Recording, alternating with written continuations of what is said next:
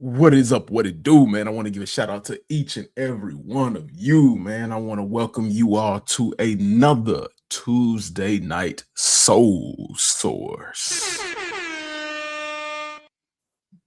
It is me, your gracious host, HG.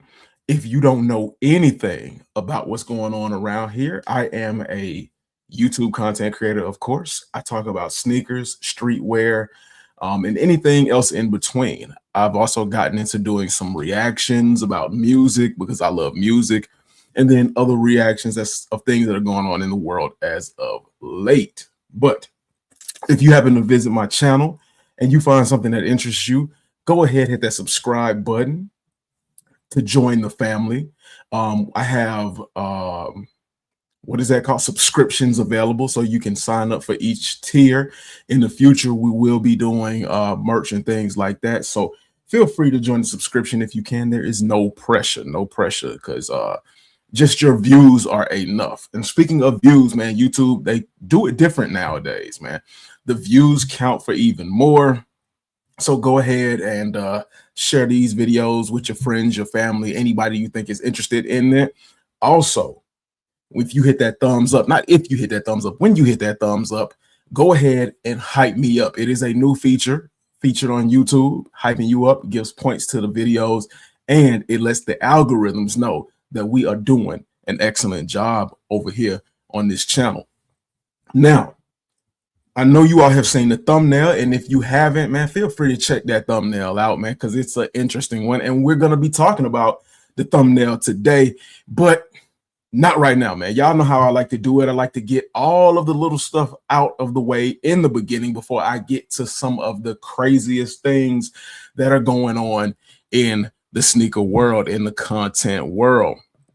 What's going on, King Vita, man? Hey, how's it going? What's been up with you as of late? I don't know what's going on. Oh yeah, I do know what's going on, man. I had to take something for my shoulder, and it's got me a little bit thrown off. It's got me glitching a little bit, man. Where are you planning to sell said merch? Any plan? I'm totally getting myself some. So I'm going to be selling merch on YouTube, and I don't know how else I'm going to do it. I think I'm going to do a Shopify as well. And through Shopify, I'm going to be putting some of my shoes up for sale as well. I think I'm going to be putting some of my shoes up as well. I've just come to the realization that I'm not gonna wear all of this stuff. And I've been waiting about 3 years for the perfect situation, and the perfect situation has not come across yet. So instead of waiting, I figure, man, I'm gonna sell it for a damn good price, if I say so myself. Absolutely below retail to people who really want it more than I do. So yeah, I'm going to be selling my shoes. I'm going to be selling merch and other stuff like that. So be on the lookout for that. First like here, man, I appreciate you, Zylo08. What's going on? How have you been? But anyway, how's everybody been this week? How was your last week? How's your week going? Because I know it's Tuesday, and that's the purpose of Tuesday Night Soul Source, to kind of get you through the rest of your week. And then we like to end it off with a bang on Fridays with the Friday wrap up, weekly wrap up. But yeah. Oh, as I take a sip, man, I have to say shout out to my Red Cup Double Cup family, man. What y'all sipping on tonight, whether it's water, a protein shake, or a little something extra, put down in the chat, man, what y'all sipping on or what y'all might be eating tonight, because I know it's around dinner time and everybody is filling their stomachs up. Well, my BF just, ooh, sorry to hear that. But the thing I like to say in situations like that is, when you leave something like that alone, man, they've done you a favor. It's better to happen now than to happen later on down the line when you're married or something like that and you feel kind of stuck. So again, I'm sorry to hear that happen to you, but you sit here long enough, and we're gonna try to make that the best time that we possibly can around here. I've been good. Been working out, back to lifting weights. Couldn't be happier, honestly, man. I can't wait till I get back to working out and stuff like that, man. Absolutely, absolutely. I try my best. So if anybody before I say this, and I'll be saying this periodically throughout the night. But if anybody ever wants to get up on screen, join the live conversation, put it in the chat. I'll send a link and we can get the conversation going. Whew. This is a crazy whole lot going on, man. And I just we're gonna start it off with this right here. So I don't know how many of you all are familiar with Wish. Wish is part of the Whitaker Group, a group of chain ownership stores like Amamanier and all of those other kind of tier zero sneaker resale shops. But Wish has been a huge staple in the city of Atlanta. A lot of artists have come through. A lot of people have been a part of raffles and all other kind of events. Now, I've only been to Wish once. I've only ever been to this store once because we were kind of out of the campouts at the stores era and such things like that and all that good stuff. So by the time I got into sneakers really heavy, it just didn't seem like a necessity or a need for me. But a huge staple in the community, and they made an announcement a couple of days ago, actually 24 hours ago. They made an announcement that said for more than 2 decades, 20 years, more than 20 years plus, they've been a staple in the community. They talked about all of the contributions and how the community has given back to them so much.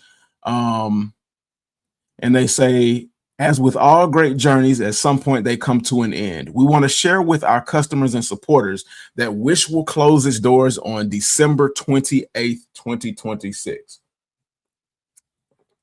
They are shutting down.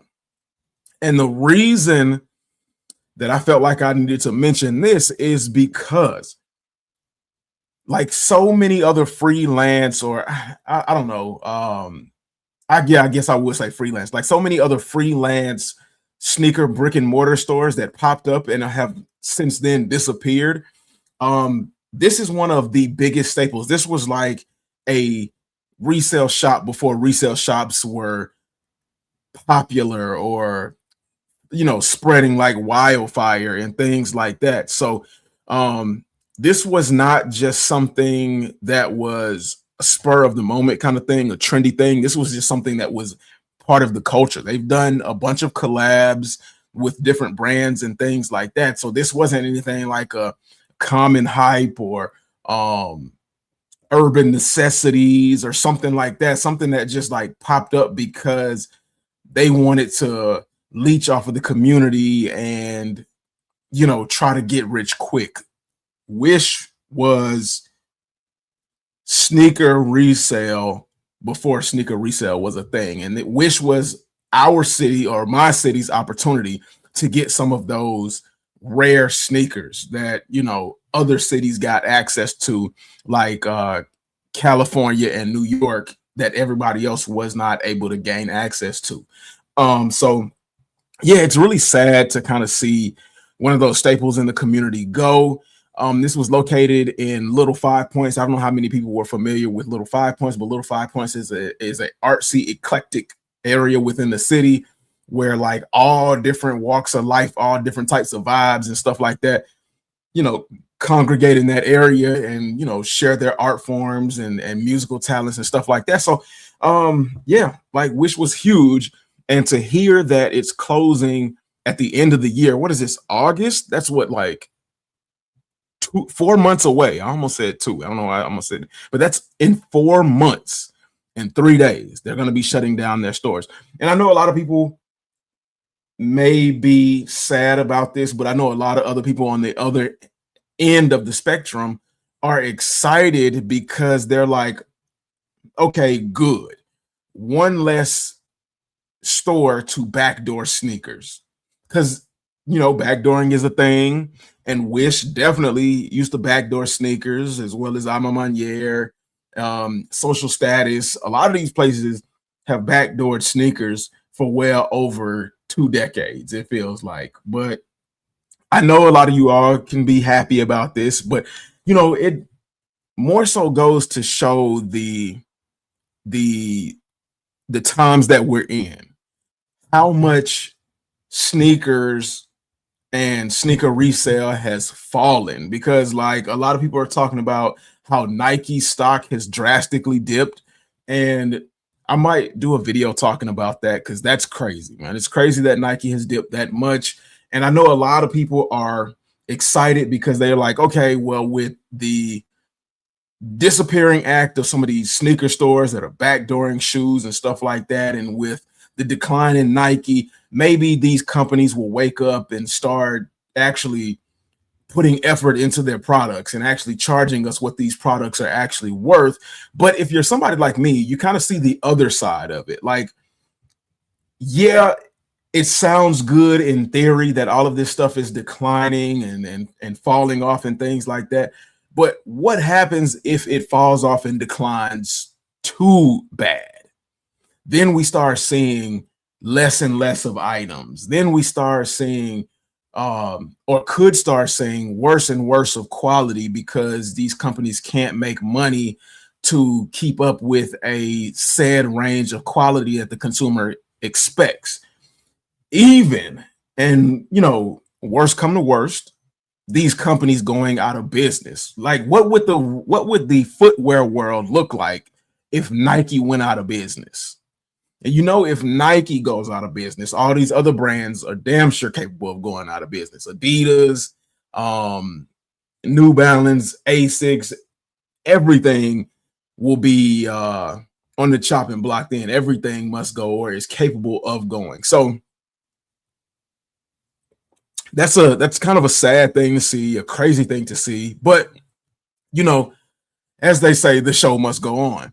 King Vita said, I don't know if we're talking about the same Wish, but Wish is kind of sketchy. Honestly, if this isn't wish.com, then forget I said anything. Wish.com. No. It's not wish.com. It's Wish ATL. Wishatl.com. On one hand, this is good, but on the other, plenty of people can only get sneakers through backdoor buy. There are plenty of people that cannot afford shoes, and there are also people that can. Wish had them Olympic bows in 26. Yeah, facts. That's a lot of people picked up plenty of pairs of the Olympic Bo Jackson trainers back at Wish. Like, one of my best friends hit for like 4 pairs of the Travis Scott Jordan 1 high mochas at Wish back in the day. Like, for all of the alleged bad that Wish did a lot of good as well, especially in the community. Yeah, Wish ATL, absolutely. So, I mean, it is what it is, man. It happens. It's a thing, but it's also sad to see something like this go. But y'all let me know what y'all think, man. Does a huge staple in the community, one that business that has given back to so many lives and has done so much for the sneaker culture as far as bringing special events and things like that to the cities and stuff like that, is it bad when they go out of business? And like, what are we to do about that? I had just left Dallas that year. Oh, damn. Damn, that's crazy. That is crazy. But yeah, thank you to Wish ATL for all of the fun memories, for all of the sneaker events that you helped bring to the city, and for all of the good that you did for the community. And maybe this is not, goodbye. Maybe this is a see you later. Maybe they'll continue.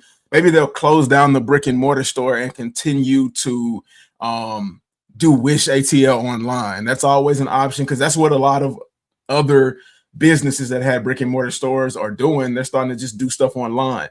So you never know. Yeah, and the Outcast mural, man. The Outcast mural was one of the biggest things in the city. One of the most iconic murals in the city, where a lot of people would come to the city just to look at the Outcast mural. But the next thing that I wanted to talk to you all about, and I don't know how you all are going to feel about this one. I've definitely had my fair share of videos, conversation pieces, and think pieces about this company. And not just this company, plenty of other companies as well. But for whatever reason, whenever they try to get right, they just tend to do wrong. And I can't understand why. But salutes to everybody over on Reddit in my group, our sneakerheads. Shout out to our sneakerheads, man. And it's some of the coolest people in that group, showing off a lot of your fits, a lot of your sneaker pickups, and just being all around cool, man. It was a little bit crazy in the beginning, but we got it to a cool, calm, collected level. And I really appreciate all of y'all that participate in that. But this is involving StockX. StockX is back in the news for some shady business, and it always seems that way. So StockX has not only revamped the way they do business, they have revamped the way they do like sneaker legit checks and things like that. And a lot of y'all might say, yeah, okay, we hear it, but it sounds like a bunch of bullshit to me. You know what I'm saying? And they don't claim to have 100% authentication like they used to, which is a little weird, but I guess you learn your lesson. But they do claim that the process is a lot better, and they have better technology where they put the shoes inside of a scanner, and they do all their little beep beep beep boop boop boop boop boop the beep beep doodads and gadgets and stuff like that. And you know, they come out and they tell you whether your shoe is fake or not. And they have revamped some of their policies. Now, anytime I think about policies and I think about places like StockX and GOAT and things like that, it really makes me think about GOAT, how GOAT stole my shoes and they still refuse to give me my shoes back. They made up some shit as to why they would not follow their own rules and guidelines. And basically they're holding my shoes hostage. And ever since that incident, they also went back and revamped their terms of services and stuff like that. So I'm pretty fucking pissed off with GOAT. I've been pissed off at StockX for a long time, but enough of the yapping. StockX is blatantly stealing people's stuff, but they're stealing people's stuff legally. And y'all might be like, HG, what the hell are you talking about? How do you steal people's stuff legally? Well, okay, so we'll talk about this. And this very incident right here is a question that I had when I went live like a couple of months ago. This was the very scenario that I was fearful of. So a Redditor put a post up on Reddit in a social group chat talking about his experience with StockX. In his experience with StockX, he had purchased a pair of Travis Scott Jordan 1 lows, the pink ones. I don't know, but I'll read the insert in just a minute. But while I do that, before I do that, I'm gonna give you a brief overview. But he purchased a pair of Travis Scott, the pink ones, whichever pink ones he purchased, and they were purchased off of the Travis Scott website. He sends them in to StockX. StockX receives his package. They, you know, I guess scan the shoes, check them out or whatever. And through their legit check process, they determined the Travis Scotts to be fake. Now, the guy was like, how can my shoes be fake if I bought them directly from Travis Scott's website? And he sent in his receipt, which I feel like you shouldn't even have to do, but he sent them in his receipt, and he sent them in a copy of his bank statement for proof of purchase. So two identifying factors that shows that he bought the shoes off of Travis Scott's website. And StockX said, okay, thank you for the, you know, proof of purchase. Thank you for your quote unquote forms of evidence, but through further determination and investigation, we're going to stick with our original determination. And in our original determination, when we determine your shoes to be fake, we're going to confiscate your shoes. We're going to keep them, and you owe us because you tried to put fake shoes into the system.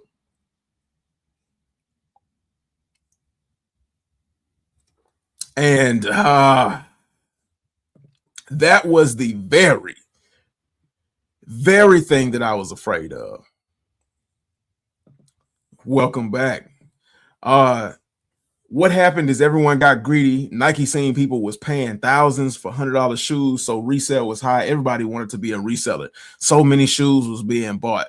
Facts. So Nike said, okay, we're going to turn resale prices to retail. So it brought resale down. And now all them fake resellers not buying shoes. Damn. Yeah, that's true. That's true. And I don't know if Nike's strategy was a good one or if it was a bad one, because in their strategy to do that, yeah, they did hurt the resale market. They did hurt the resellers. They did somewhat stop the backdooring, but they also hurt themselves. They hurt themselves and they hurt their value. As you can see, Nike's value is tanked because of their like ridiculous strategies. I don't know, man. What do y'all actually think Nike was smart for the plays that they made, or did they make a big mistake and suffer for it, or was it not necessarily a mistake, but a thing of doing too little too late, trying to save the company when they should have just let it ride, man. Let it ride. But yes, in this Reddit post, it said, "Thank you for your patience." And this is a letter from StockX to the customer. "Thank you for your patience while I thoroughly reviewed your concerns regarding your order. This is Carlos, and I'm a member of the leadership team here at StockX. This matter was escalated to me at your request, and I have personally reviewed the details surrounding this sale, which shows failed verification and confiscation. I hope this message finds you well. First and foremost, I would like to sincerely apologize for the frustration and stress this situation has caused." Okay, so a bunch of like really good company jargon. So much, so far, so much, so far, so much, so far, so good. I guess I don't know. However you say that, y'all know what I mean. And then it goes on to say, and disappointing this experience can be. And I truly appreciate your patience throughout this entire process. After conducting a comprehensive review of the order and attempting to initiate an investigation, we are unable to honor the claim request at this time for a second review. It is not my intention to be combative but our verification process is more than just visually inspecting the items. Your item passes through the hands of multiple verification experts before a final decision is made. I'm going to be what did he say? I'm going to be transparent and let you know that our customer service department exists separately from our verification center. Oh my goodness. Oh my goodness. Therefore, I can only communicate the notes that they left. So what is the point of customer service then? If they can't get into the building and fight for the seller or the customer, and the only way that they communicate with each other is through emails, because like anybody can see an email and just passively be like, "Oh, okay, whatever. I hear what you're saying, but I'm still not gonna budge on how I feel." What's the point? What's the point if customer service is not in the same building as verification? But therefore, I can only communicate the notes that they left. That being said, I have followed up with the leadership in our verification team, and this decision is firm. I understand that this outcome is not ideal, and I truly empathize with your situation, Carlos from StockX.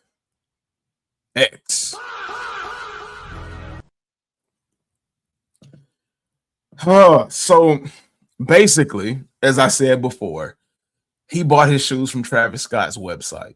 He sent his shoes to StockX. StockX said his stuff was fake. He said, "Hey, customer service, I need you to check this again because I bought it from the website. I know they legit. I know they good." And StockX just came back with a big fuck you. I'm sorry. I'm sorry you said they're good, but our people in shop said they were bad. So yeah, that's what you're just gonna have to deal with. And we're keeping your shoes, which means we're keeping your 200 and something dollars that you paid for your Travis Scott Jordan 1 lows, and you ain't getting it back. You ain't getting your money back, and you ain't getting your shoes back. Shout out for the bullshit at these legit check companies. Because just when you think it's getting better for the community, it only gets worse.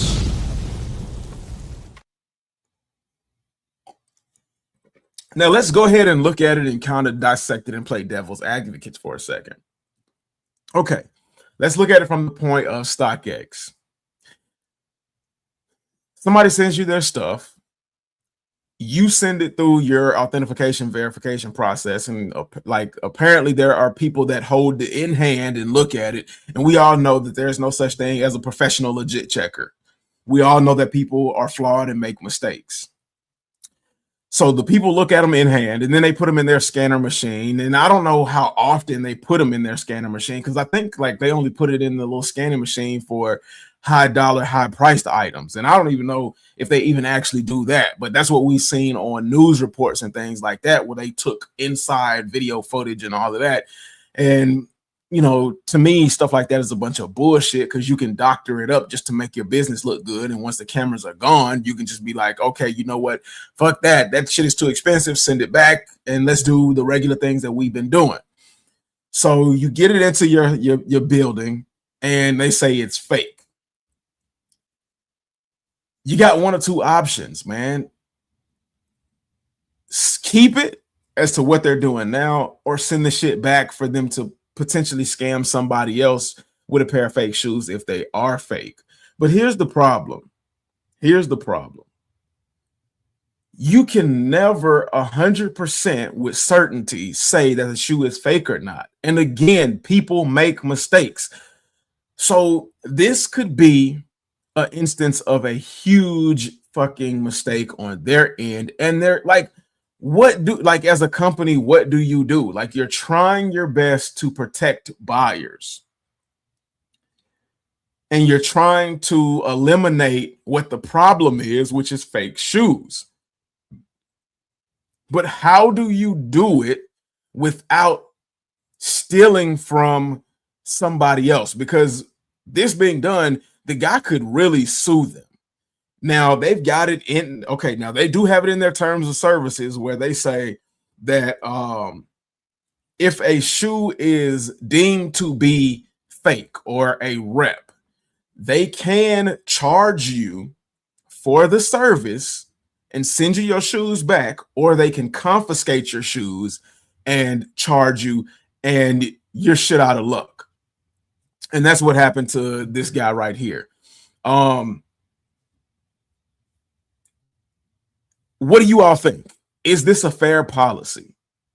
Because on the other hand, the dude could have very well bought the shoes. The dude could be lying, or the dude very well could have bought them off the Travis Scott website. And you know how janky the Travis Scott website is, how crooked they are. They could have sent him a pair of fake shoes, because they're like, okay, these customers are going to trust what we do, because they don't know their hand from their ass or their foot from their mouth. They don't know. They just trust us 100%, because Travis Scott's website has done shady merch releases and shady things. And I don't know, but they could have sent the dude a fake pair of shoes for all we know, for all intents and purposes. And he just thought they were real because he got them from the website and he paid his money. But what do you do when a company like StockX takes your shoes and your money? They dropping too much not needed shoes and colorway. Yeah, a bunch of unnecessary shit. In any business, greed will ruin it, and in the process, burn people. That's facts. That's facts. There are three things going on here. One, either the dude got the whole Soldier Boy scam, got fakes, or StockX probably thinks they might be real and jacked his shoes. Were they real, fake? Does it even matter? You lost your shoes. Well, yeah, and not only did he lose his shoes, he lost his money. He lost his money because even if, let's say they're fake, he still had to pay $100 and something for those fake shoes. So he lost the $100 and something that he spent on a pair of fakes, and he lost the shoes. If they were real, he lost his $100 and something his what, about 200 and something dollars. I think they were like 190 or something like that, which would have made it 200 with tax. He lost his 190, 200 and something dollars, and he lost a real pair of shoes, and he lost the potential at making resale prices off of them, whether it be a extra couple $100 or extra $50 to $60. He lost out on that, and StockX just gave him a big middle finger. So in every scenario, the seller and the buyer is shit out of luck, and there's nothing they can do about it. And we know StockX has made plenty of mistakes when it comes to authentication and verification of shoes. So this is why I will never sell shoes on StockX. I will never sell shoes on StockX because I know for a fact every single pair of shoes that I own are real, authentic shoes because I have a receipt for every single pair of shoes from a store. And I have them on a Excel spreadsheet so I can keep track of them. And I know that's a little crazy, but sometimes you got to do what you got to do in order to protect yourself. And if I wanted to resell my shoes and I want to send it into StockX at a moment's notice, they could say, oh no, your shit fake, with me knowing my shoes are 100% real, and keep my shoes. And like King Vito said, they could keep my shoes because they want to steal my shoes, or they could keep my shoes and destroy them because they've made a stupid, idiotic mistake. And we all know these companies have employees that steal shoes too. So that's another thing. I will never sell shoes on GOAT either. Again, like I said, I tried to sell a pair of grade school bred Jordan 4s because my girl didn't want them.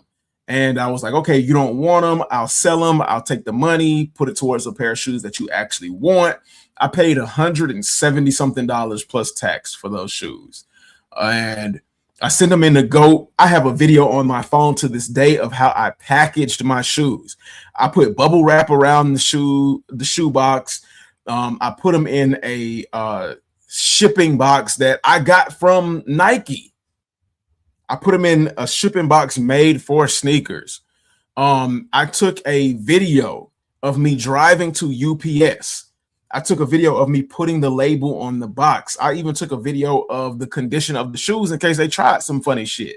And I even took a picture of me, I mean, not a picture, but a video of me handing the box off to the UPS employee and her putting them on the truck, on how she put them on the truck.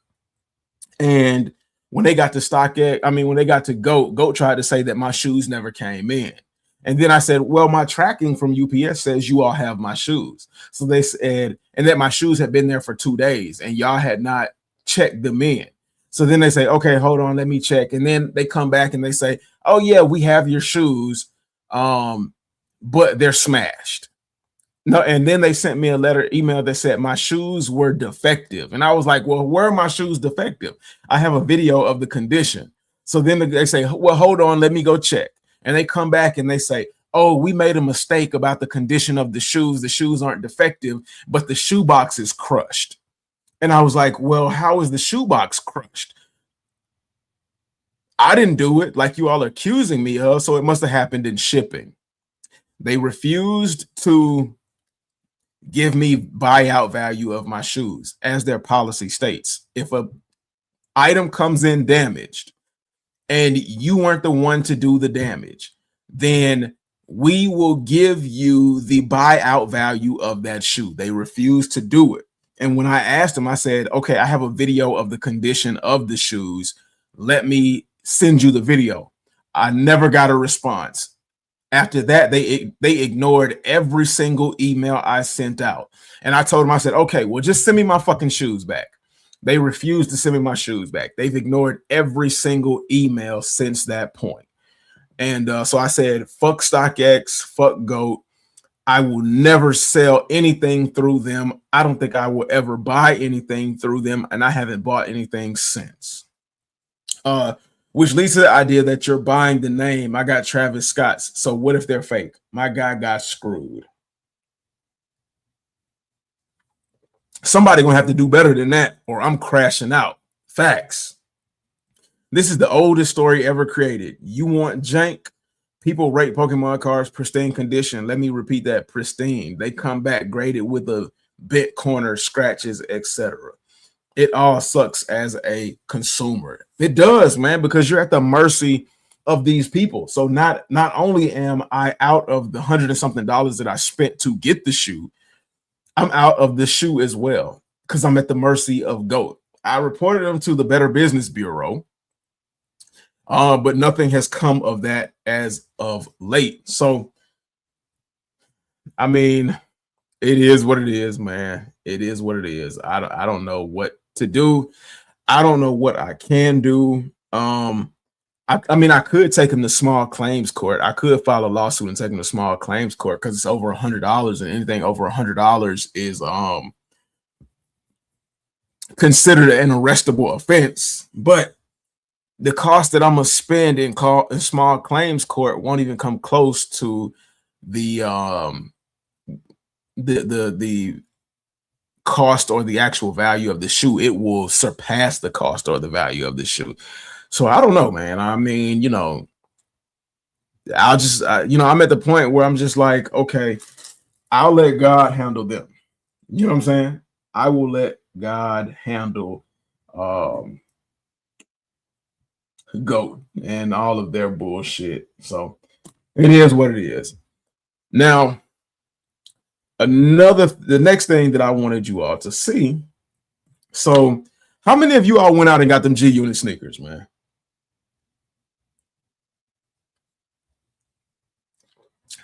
G-Unit sneakers just recently dropped. That G-Unit, and in accordance to, let me see. I wonder if can y'all see that, or did I take it off the screen too quick? Yeah, I did take it off the screen too quick.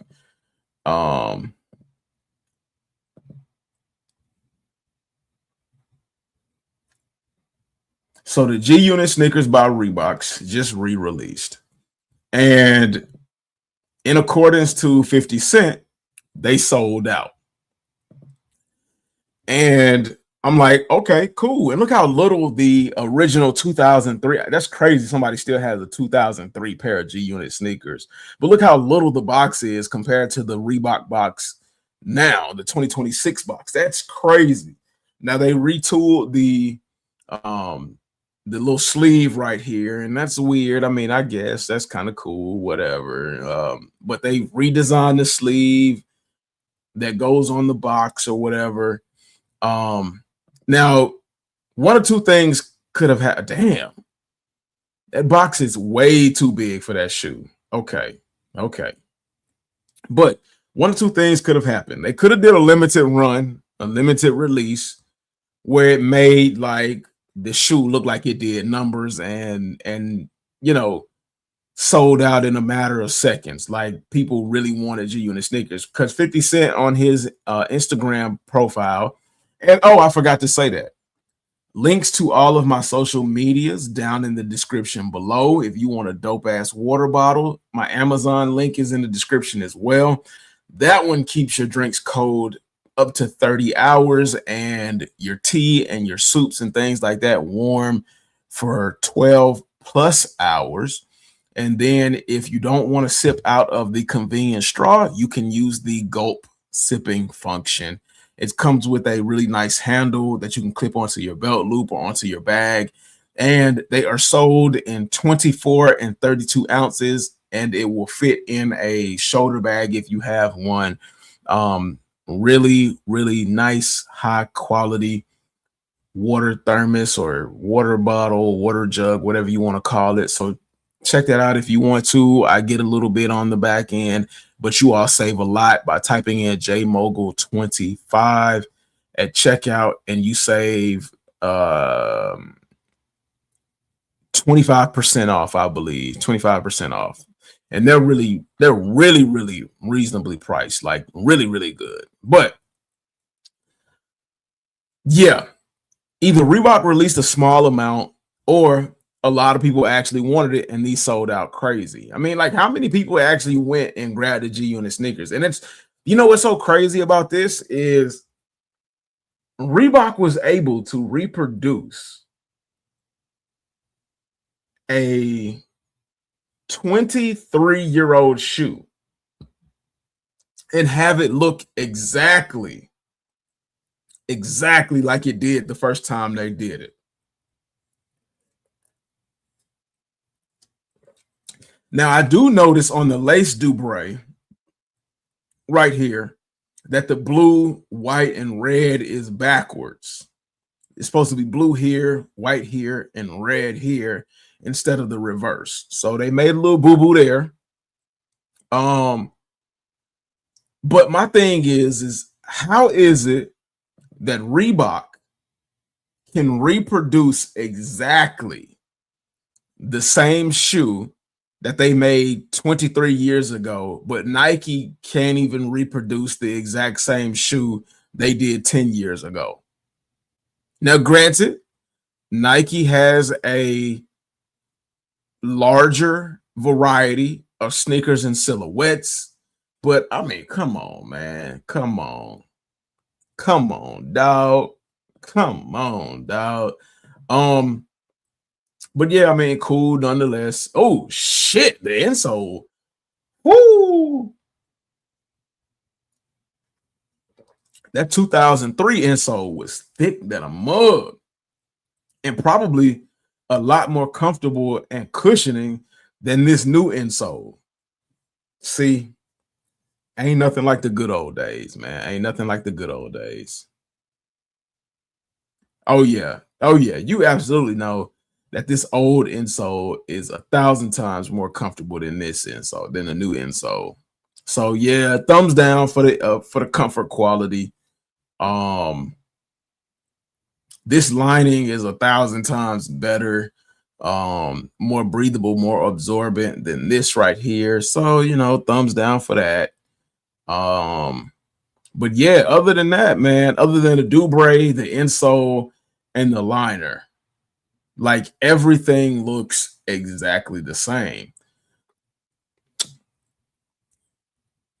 Now, let me see. Where is it? Because I saw it earlier. G Unit. Okay. Now, while 50 Cent was celebrating, he said, hell nah. Didn't get them now. Didn't get them then, didn't get them now. I don't blame you. I didn't get any G Unit sneakers either. I haven't heard about G Unit sneakers in ages. I used to have a red and white colorway. They even had the pump thing on the tongue. These things are old as hell. Yeah, 23 years ago. What was everybody doing? What were y'all doing 23 years ago? 23 years ago, geez, I was a baby 23 years ago. Damn sure wasn't worried about no G Unit sneakers.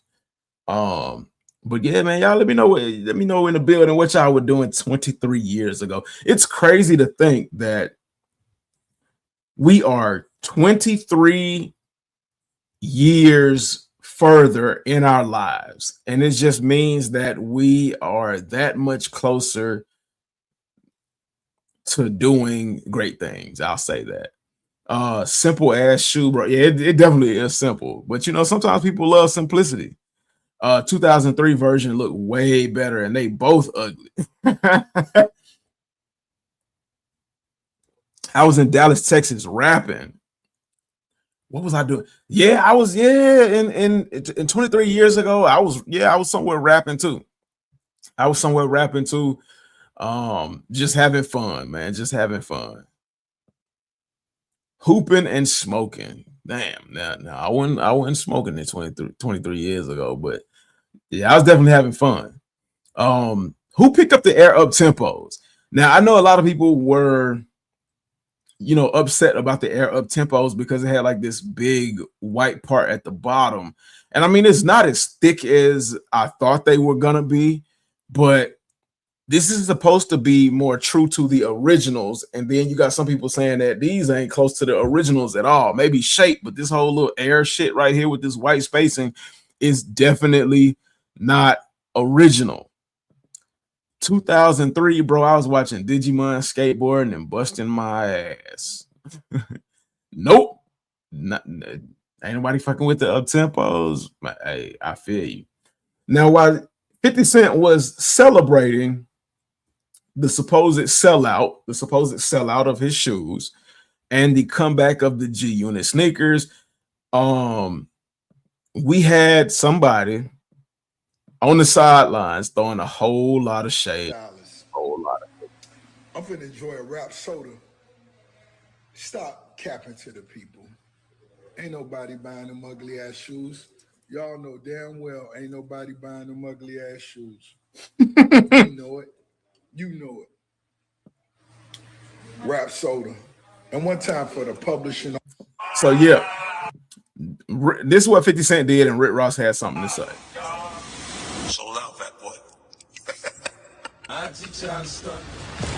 Top line. You filed $100 million bankruptcy when you sold them last time. You got an endorsement deal. Same way you don't discuss your publishing because you don't own no publishing. Damn. Toast to all the real hustlers. Talking about they sold out so quick. Ain't no reseller selling them. Ain't no niggas buying them shoes, y'all. Don't go for that. Nigga filed $100 million bankruptcy when them shits was going on. Hey, Curtis Jackson, I saw that outfit you had on that Versus when you came out. Damn, you need a stylist. I'm finna enjoy a rap soda. Stop capping to the people. Ain't nobody buying them ugly ass shoes. Y'all know damn well ain't nobody buying them ugly ass shoes. We know it. You know it. Rap soda.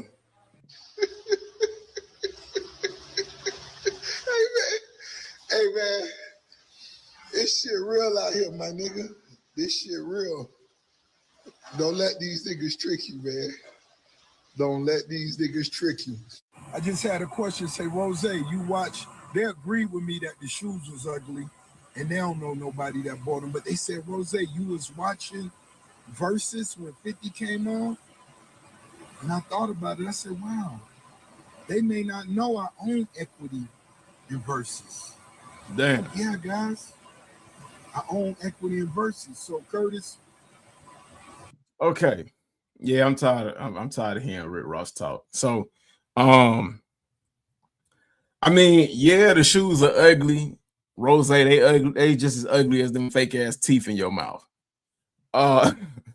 Yeah, I said it. I'm sorry. Ugly as them fake ass teeth in your mouth. I had to say it. Somebody had to say it. And here's the thing. I mean, as much as I hate listening to Rick Ross, and as much as like you have to take the things that Rick Ross say with a grain of salt, because like Rick Ross is one of the most annoying liars I have ever met, and how he continues to stay relevant is beyond me. There is some truth to some of the things that he says, man. Like it's weird. Now, I do agree with Rick Ross. I don't think them shit sold out. Because like apparently they had another restock, and we know how restocks really are. Like there's no such thing as a restock. Usually a lot of these sneaker brands and sneaker stores and stuff like that, if the shoes don't sell how they want them to sell immediately, they will take them offline and make them look like they sold out. Like Nike does that shit all the time. Reebok used to do it when they were selling Adidas like Yeezys. if it didn't sell the way they wanted to, if it didn't sell as fast as they wanted it to, they would take it offline and then they would shift stock into other locations and then call it a restock. But yeah, man, I don't think them G Unit sneakers sold out like that, man. Or they had like a limited number that they put on online just to make it look like they was gonna sell quick. But yeah, y'all let me know, man. Y'all think the G Unit sneakers actually sold out real quick? Y'all think that like a lot more people love them than I think do? Because I mean, it is over 1 billion people on the planet, and if you drop like a couple thousand pairs of G Unit sneakers, yeah, they're gonna sell out, man. You're gonna find somebody that wants them. I know I didn't want them, though. I know I didn't want them, but I mean, you know, that's no slight to anybody else who wanted them, man. How many of y'all out there wanted them? And please be honest. Otherwise, you're gonna get hit with one of these. Come on now, dog. Come on, man. I'm gonna question what you got going on. But yeah, that's that between, and I don't know, man. Like, how long has Rick? I didn't even know Rick Ross was beefing with 50 Cent. That's news to me.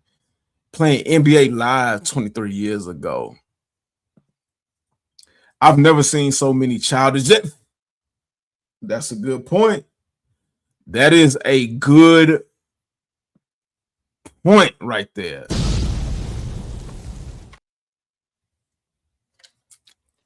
And if you think that there are a bunch of childish men, man, just check out some of the people in the sneaker community and in the content creation space. It's a bunch of fucking childish men running around here. And you know, I don't understand it myself, but bro, 50 Cent made a whole cartoon clowning on Rick Ross. I'm not kidding about that. This man clown. Okay, so that might be what his whole deal is. Them whack ass car. Look, let me tell you, man, don't even get me started on them car shows. So Rick Ross lived down here where I'm at. I'm in the A. And I literally live right down the street from Rick Ross. Now, I'm not rich, but I just live down the street from Rick Ross. The car shows are fucking whack. They are insanely, ridiculously expensive. And like the car competitions are rigged.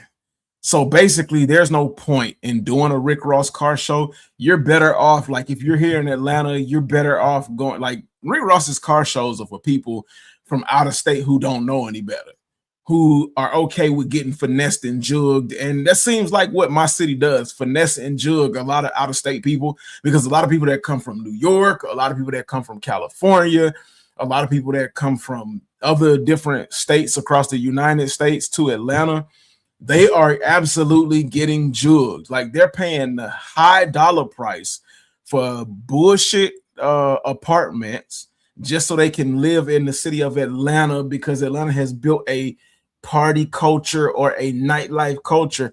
But let me tell y'all, we fools. Stay your ass out. I'm actually trying to help y'all out. Don't come to Atlanta if you don't want to get finessed. A lot of people up north be saying the people from the south are stupid. People from the south ain't stupid. They just got a different way of finessing people that people up north ain't caught on to. So you keep getting finessed if you want to, thinking we dumb. We're going to keep taking your money and putting it into the city and paying off other kind of scammers. It is what it is. But don't say your boy HG didn't warn you. But yeah, man, like the Rick Ross car show is trash. You better off going to the AJC car show or the V103 car and bike show or some other car show that we have going on all the time in the city of Atlanta. You better off doing that than doing the Rick Ross joint. I think they did. I seen a nigga buying 3 pair. Ooh, wee. Not 3 pairs. Come on now, dog. Come on, man.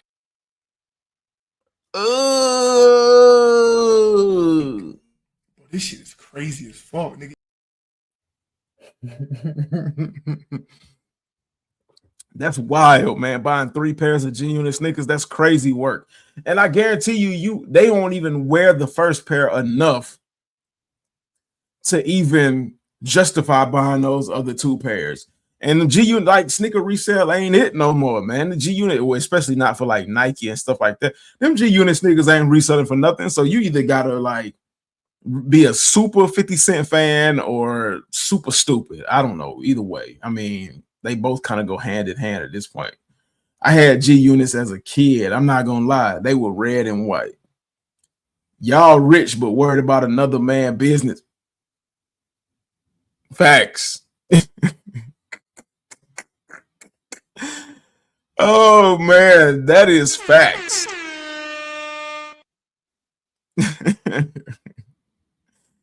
Oh, 50 Cent put a sex tape out of Rick Ross' baby mama like in the early 2000s. That's what started it all. Huh? What happened? Oh no, my God, please. No.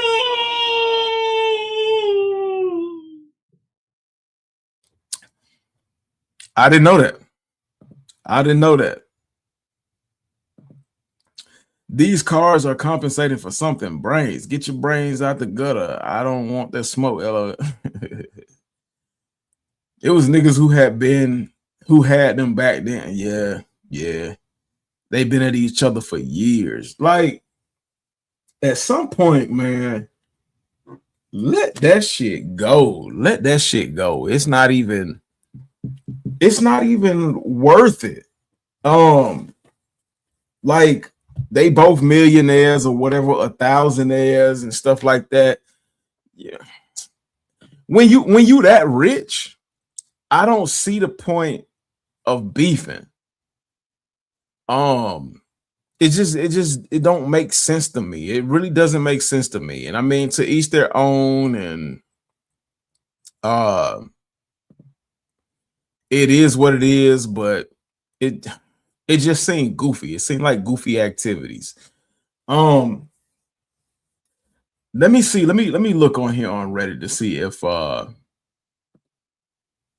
it was something else I wanted to tell you, because I think it was something else. I think it was something else that I wanted to show y'all fellas and ladies before I actually move forward. What was it?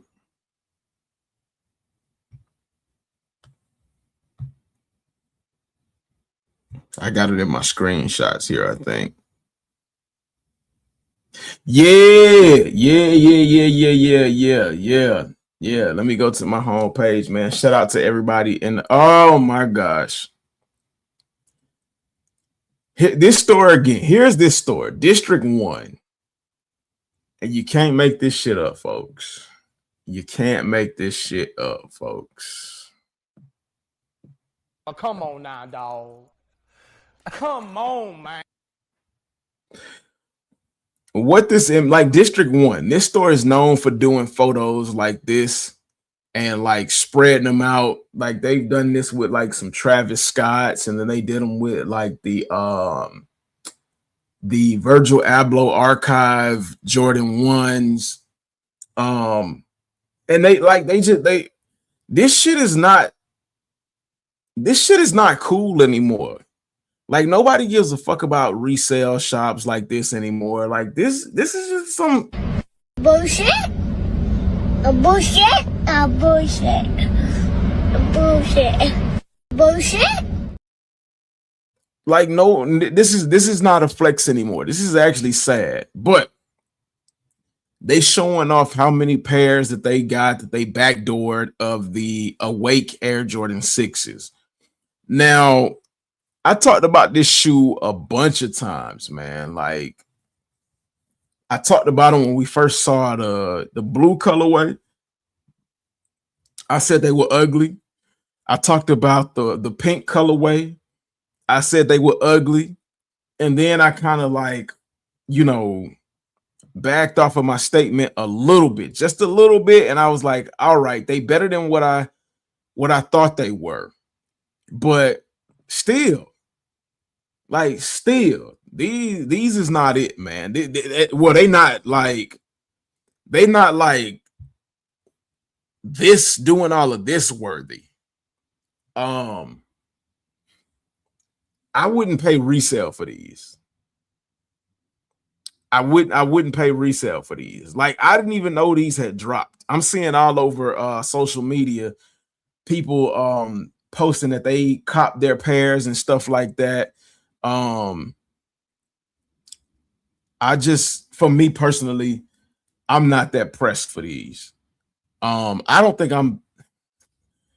don't know if I'm ever going to, like, let me not say that.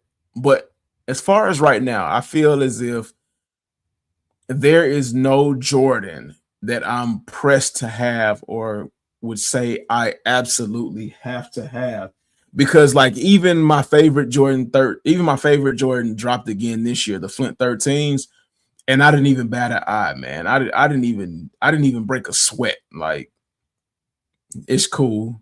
If I want another pair, I'll double back if I want to, but like I'm not in any kind of rush. I'm not in any kind of rush to grab any sneaker for that point or like pay ridiculous resale for any sneaker. I'm not doing it. Like, I got the Powerpuff Girl dunks, and I'm only using this as an example because like a lot of people would, want to do like what I'm about to express. I got the Powerpuff Girl dunks. I got the Blossom and the Buttercup pair.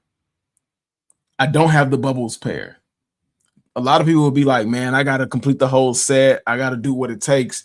And yeah, I want to complete the set, but man, I'm not paying like no crazy price for the Bubbles.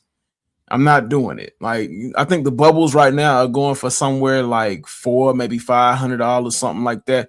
I'm not paying nowhere near that. $3, I'm not paying $3 either. I'm not paying it. Fake ass shoes. The 5s are better. The Awake 5s, I think, yeah, they might be better. You might be right. I like the blue though. Yeah. I mean, they were better than the press photos, because we talked about that like a while ago. They're definitely better than the press photos. But as far, I don't know, man. Online raffles and in-store raffles was Sunday. Yeah, oh, okay. Bro, this is not a joke. My eyes are legitimately hurting from the amount of pink. Hell nah. All right, well, let's get this up off of the screen. Let's stop the pain. Real 2020 bread. Look up, are they legit? I don't know. But yeah, Jay. Let me see.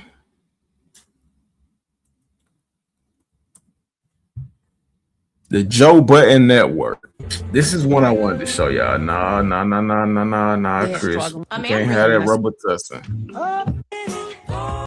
It's about 5. Oh, R.I.P. to Dolly Parton. Dolly Parton passed away at the age of 80. A lot of new people, young kids might not be familiar with Dolly Parton, but Dolly Parton is one of the best country singers, and just like people of the culture, like the black culture, love Dolly Parton. Oh, yeah, no, we can't do that. What is this?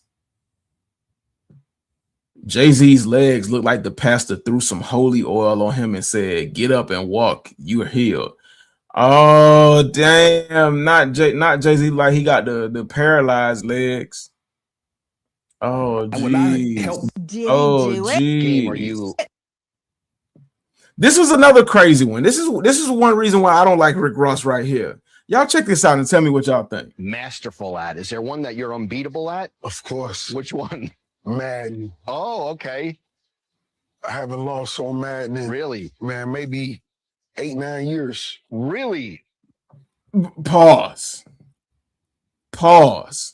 Rick Ross claims he hasn't lost in a game of Madden in 9 years. Bullshit. A bullshit. A bullshit.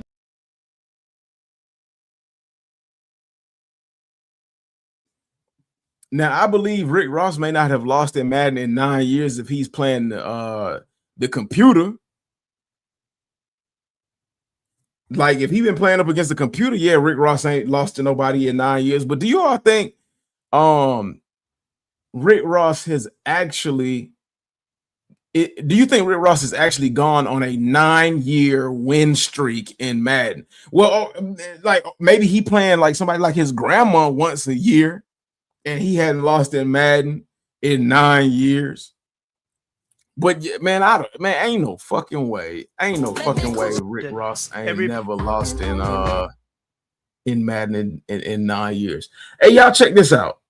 Before I get to where I really wanted to talk about, y'all check this out. So it says Texas Roadhouse responded after employees accused of racist conduct toward black customers. So if a lot of y'all are familiar with what's going on with Texas Roadhouse and why Texas Roadhouse is under fire, is because a lady took to the internet and said that there are Facebook groups out here with over 400,000 people in the group that work in different food establishments that said, on record, said that whenever they see a person of color come into their restaurant, they do something strange to their food. Whether it's spit in their food or something else crazy, they spit in their food. And this lady pulled up an instance of Texas Roadhouse. And when they did all you got to do is go to Google and type it in. Woman says Texas Roadhouse employees spit in colored person's food or people of color's food. Now, the news reporter, the news source said themselves that the post is legitimate and that the image of somebody spitting in somebody's food at Texas Roadhouse is legitimate, but they can't find any victims of this spitting in customers' food. Of course, you're not going to find any victims because the victims don't know that somebody spit in their food. And on top of that, because of this post that the lady made about people spitting in people of color's food, Texas Roadhouse lost their verified check on whatever social media platform they're on. Usually you get a verified check with Instagram and X, formerly known as Twitter.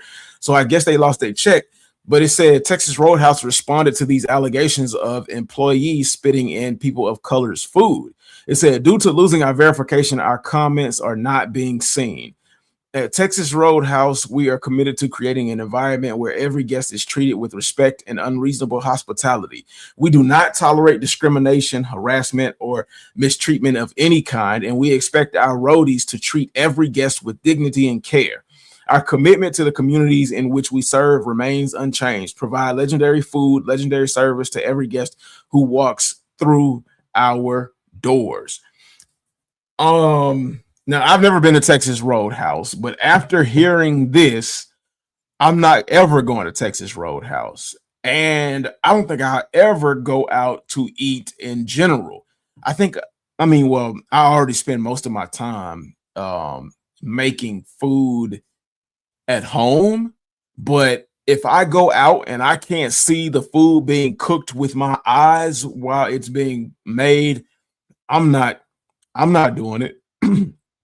I'm not doing it because, like, you can see your food being made at a Chipotle. You can see your food being made at like a Chick-fil-A because it's got it wide open where you can see.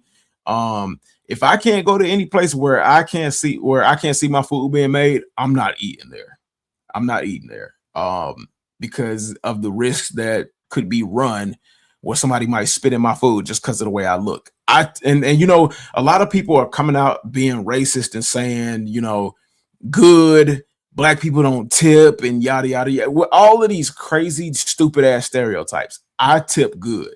Even if I don't have the money to tip, I tip well. I make money to tip. And if I know I'm going out to eat and I don't have enough money to provide a good tip, I don't go out to eat. I take that money and I buy groceries and I cook my own food. Because I know that like servers don't make a lot of money because these restaurants have bullshit bosses and bullshit owners. But like this is the post that the lady made. It says, White and Proud. The poster's name was Nancy Smith. It said, to all you blacks in here, keep this in mind. Hope you enjoy your meal next time you eat out. There's a Facebook group that I am part of, and it is for white servers. We have come up with a plan. When a table of black diners comes in and places their order, we walk back to the kitchen to get your food when ready. There's always a blind spot in the kitchen, and we are licking our fingers and touching your food.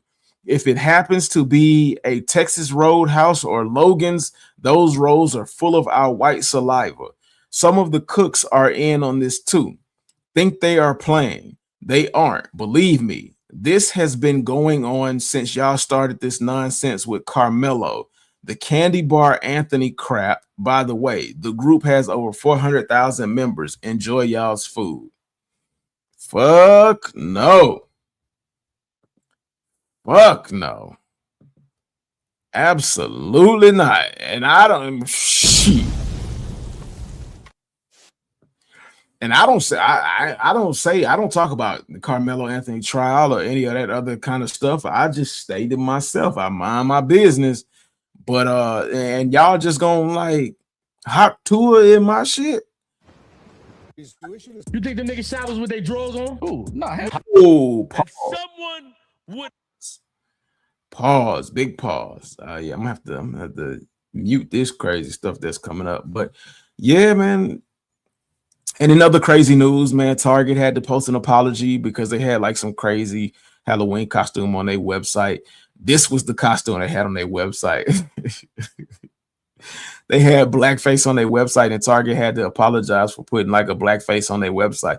Like with the black community, Target just can't get right, man. They cannot get right with the black community. I mean, I don't know what it is. I don't care. I haven't shopped in Target in a long time, so man, you know it is what it is. Where is the joint that I'm trying to find for y'all? Let me see. It's Kanye. Who is that? Nikki. Oh man, pack that bit up, man. Pack her ass up. I used to be a huge Nicki Minaj fan, but hell, ever since she tried to Siegel Donald Trump and his nuggets, his old nuggets, I absolutely not. Take your ass back to Trini. Where is it with Kanye? And the only reason I wanted to show y'all this with Kanye is because it's crazy. That's Lil Durk. Man, he looked crazy without his hair. Where's this Kanye joint?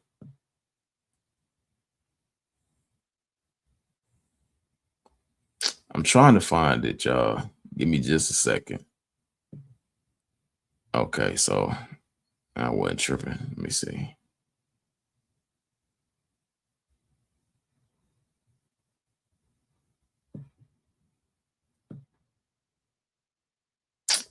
Come on. Something told me to.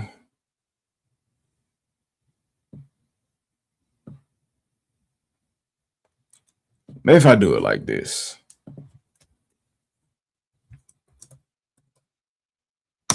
Oh.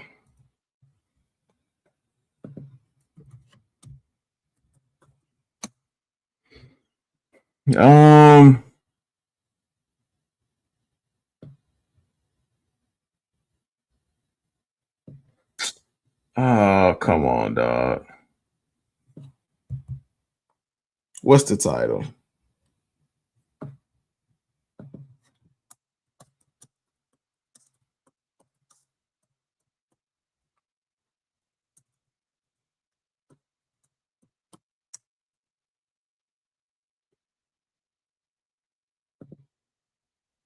Is this it? Yeah, here you go. Right here.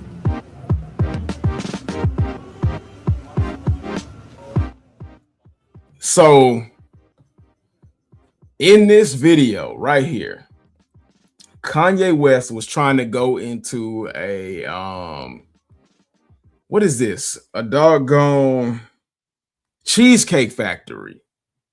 They tried going into a cheesecake factory and the Cheesecake Factory dress coded them. And because they dress coded them, they couldn't go into the Cheesecake Factory. And they ended up just going into a coffee shop, which is crazy because she didn't look like she was dressed. Oh, yeah, you can see her nipples. Oh, wait, hold on. Hold on. Let me see.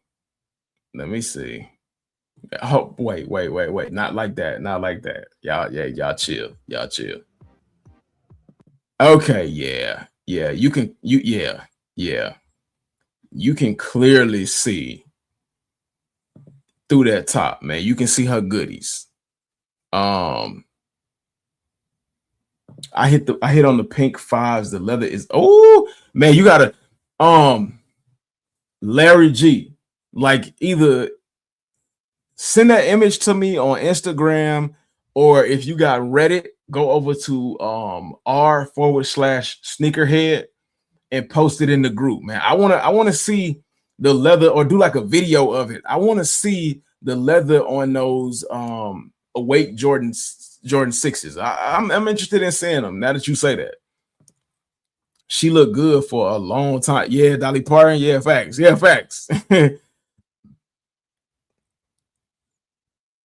Ooh, oh damn, that's cold. Biggest liar. Yeah, Rick Ross is, man, boy. If somebody told Rick Ross to tell the truth or go to hell, Rick Ross will be in hell quick as ever. R.I.P. Aaliyah. Facts. Bro, I don't even like fast food. They opened a Chipotle near me. I don't eat Chipotle either. I like Chipotle, but hell no on that. Why does Kanye look like the Game with that massive beard? I don't think he look like the Game because the Game is like, the Game look, I don't know, he got a different look now. The 5s, not the 6s. Hey, yeah, still drop it in the group. Man. I want to see, because I wasn't a big fan of the 5s. Like the 5s didn't speak to me.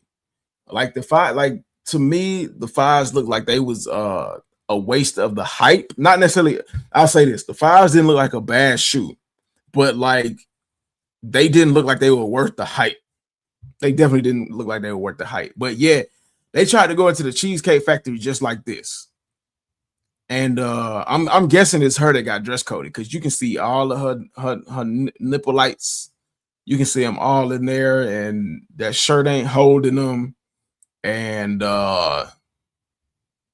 like Cheesecake Factory said, nah, y'all ain't finna bring that foolishness in here. You got to get no. And they kicked them out, and they ended up going to a little coffee spot. So they did that. I just thought that was, and she always looks mad uncomfortable around Kanye and nervous and scared. Like she ain't, I don't know what to say about this woman. Like this woman is in like the black version. Like she looks like she's in Get Out for white people. She look like she in Get Out for white people. She look like Kanye holding her hostage. And like I don't know, man. But like maybe I could be completely off basis or whatever, but man, dude, y'all let me know. Like, does she hold on. Look at this. Let me pause. She be looking clueless. Hold on. She got like this help me look on her face.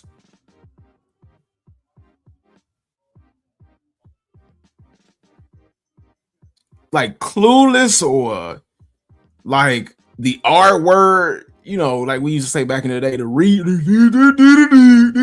you know, I can't say it because you know, people online get sensitive, but like she like the wires ain't connecting all the way. I don't know, man. Maybe it's me, maybe I'm tripping. But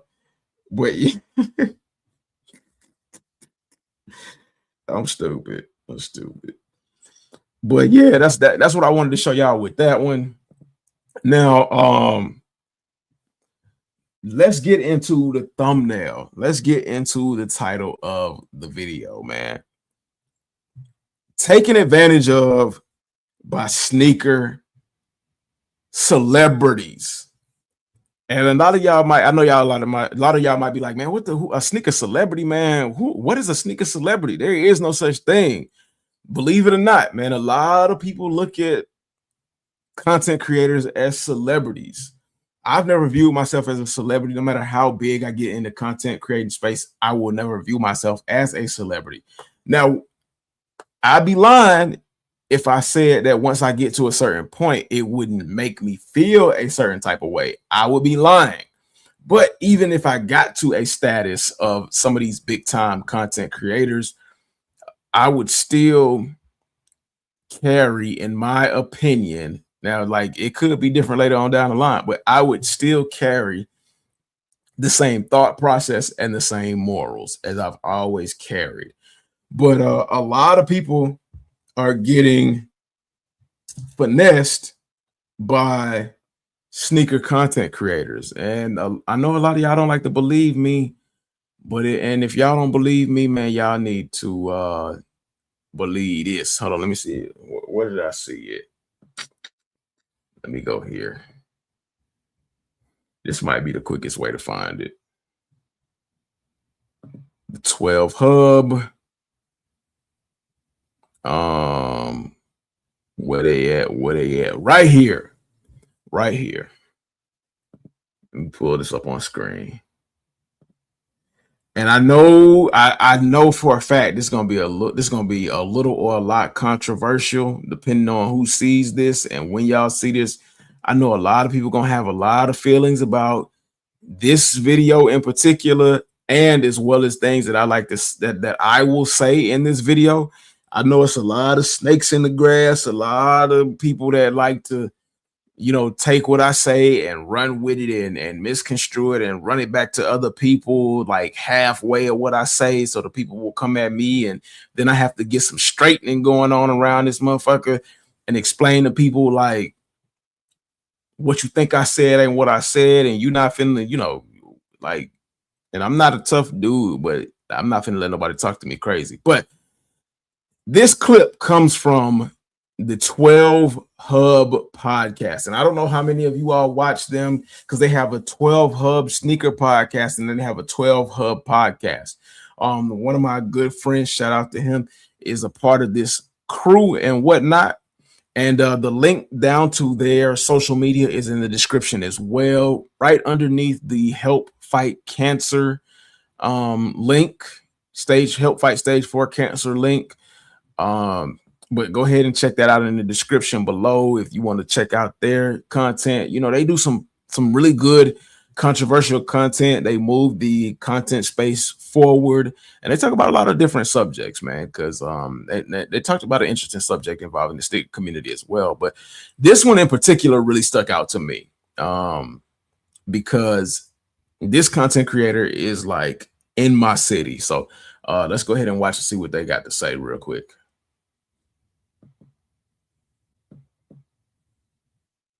Have the YouTube channels doing the pickups and shit. So like, I've been watching Mike Rich's journey into selling his collection. I'm like, this thing is full of shit. Like, how are you sitting here telling everybody, oh, I'm selling all these shoes? Half of them are worn already. He's talking about, oh, like they're brand new, and he's charging way over like used price or way over like resale prices. He's trying to sell some Ama Manier ones, right? That he wore for $215. You know he stretched them shits out. He did. Yeah, that's in there. And he's like, yeah, take it or leave it, whatever. I'm like, you just take advantage of your fan base now. And I know doing that. Well, I don't know. I don't watch his channel that much. It's just They started all popping do up. that. I'm about to say, I'm not saying Like- him personally. They just all do that. Well, I don't like what's his name? The one from Great Britain with the mullet and the mustache. Sneakernomics? No, not him. The other guy, the little guy, Page. Oh, Elliot Page. Elliot. Yeah, he's selling his shit dirt cheap. And so is Sneakernomics. Sneakernomics got decent But see, prices. the difference with them with Sneakernomics isn't quitting. He's shifting his focus. He already said, if you watch the video, Yeah. he's Yeah, still making. I watched it. He's gonna make he's at sneaker the point content. where like, what's the point of keep collecting at this degree? You know what I'm saying? Yeah. And as far as Elliot Page, I don't know the dude personally, but he's a good content creator in general. Yes, he is. You know what I'm saying? Him Like, and he his can talk brother about make great anything, content. and I'll be like, shit, I'm gonna watch it. So I just think with him too, he's also switching focus. That's why it doesn't come off as like goofy. And I'm like Tony D2 Wild, been a creator, been passionate about the stuff that he does. So the stuff that happened with him and Sample or him lessening his collection, it didn't come off as performative to me. Like Tony just like, hey man, time's changing and so do I. So certain people, I feel it. And a lot of people use the whole I'm selling my collection because it's attractive. It's a clickbaity type.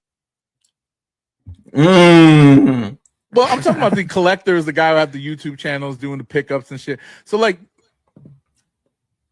oh wait, I'll just go ahead and pause that instead of muting it. So Hugh of the 12 Sneaker Hub podcast,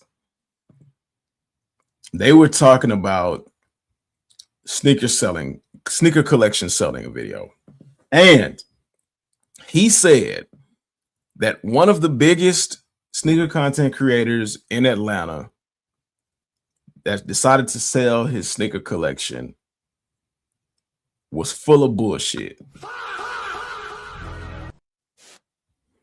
Now, when I heard this, because I don't know, I'm just that type of person. I don't know. It might be my ADD, my ADHD. It might just be the way my brain is wired.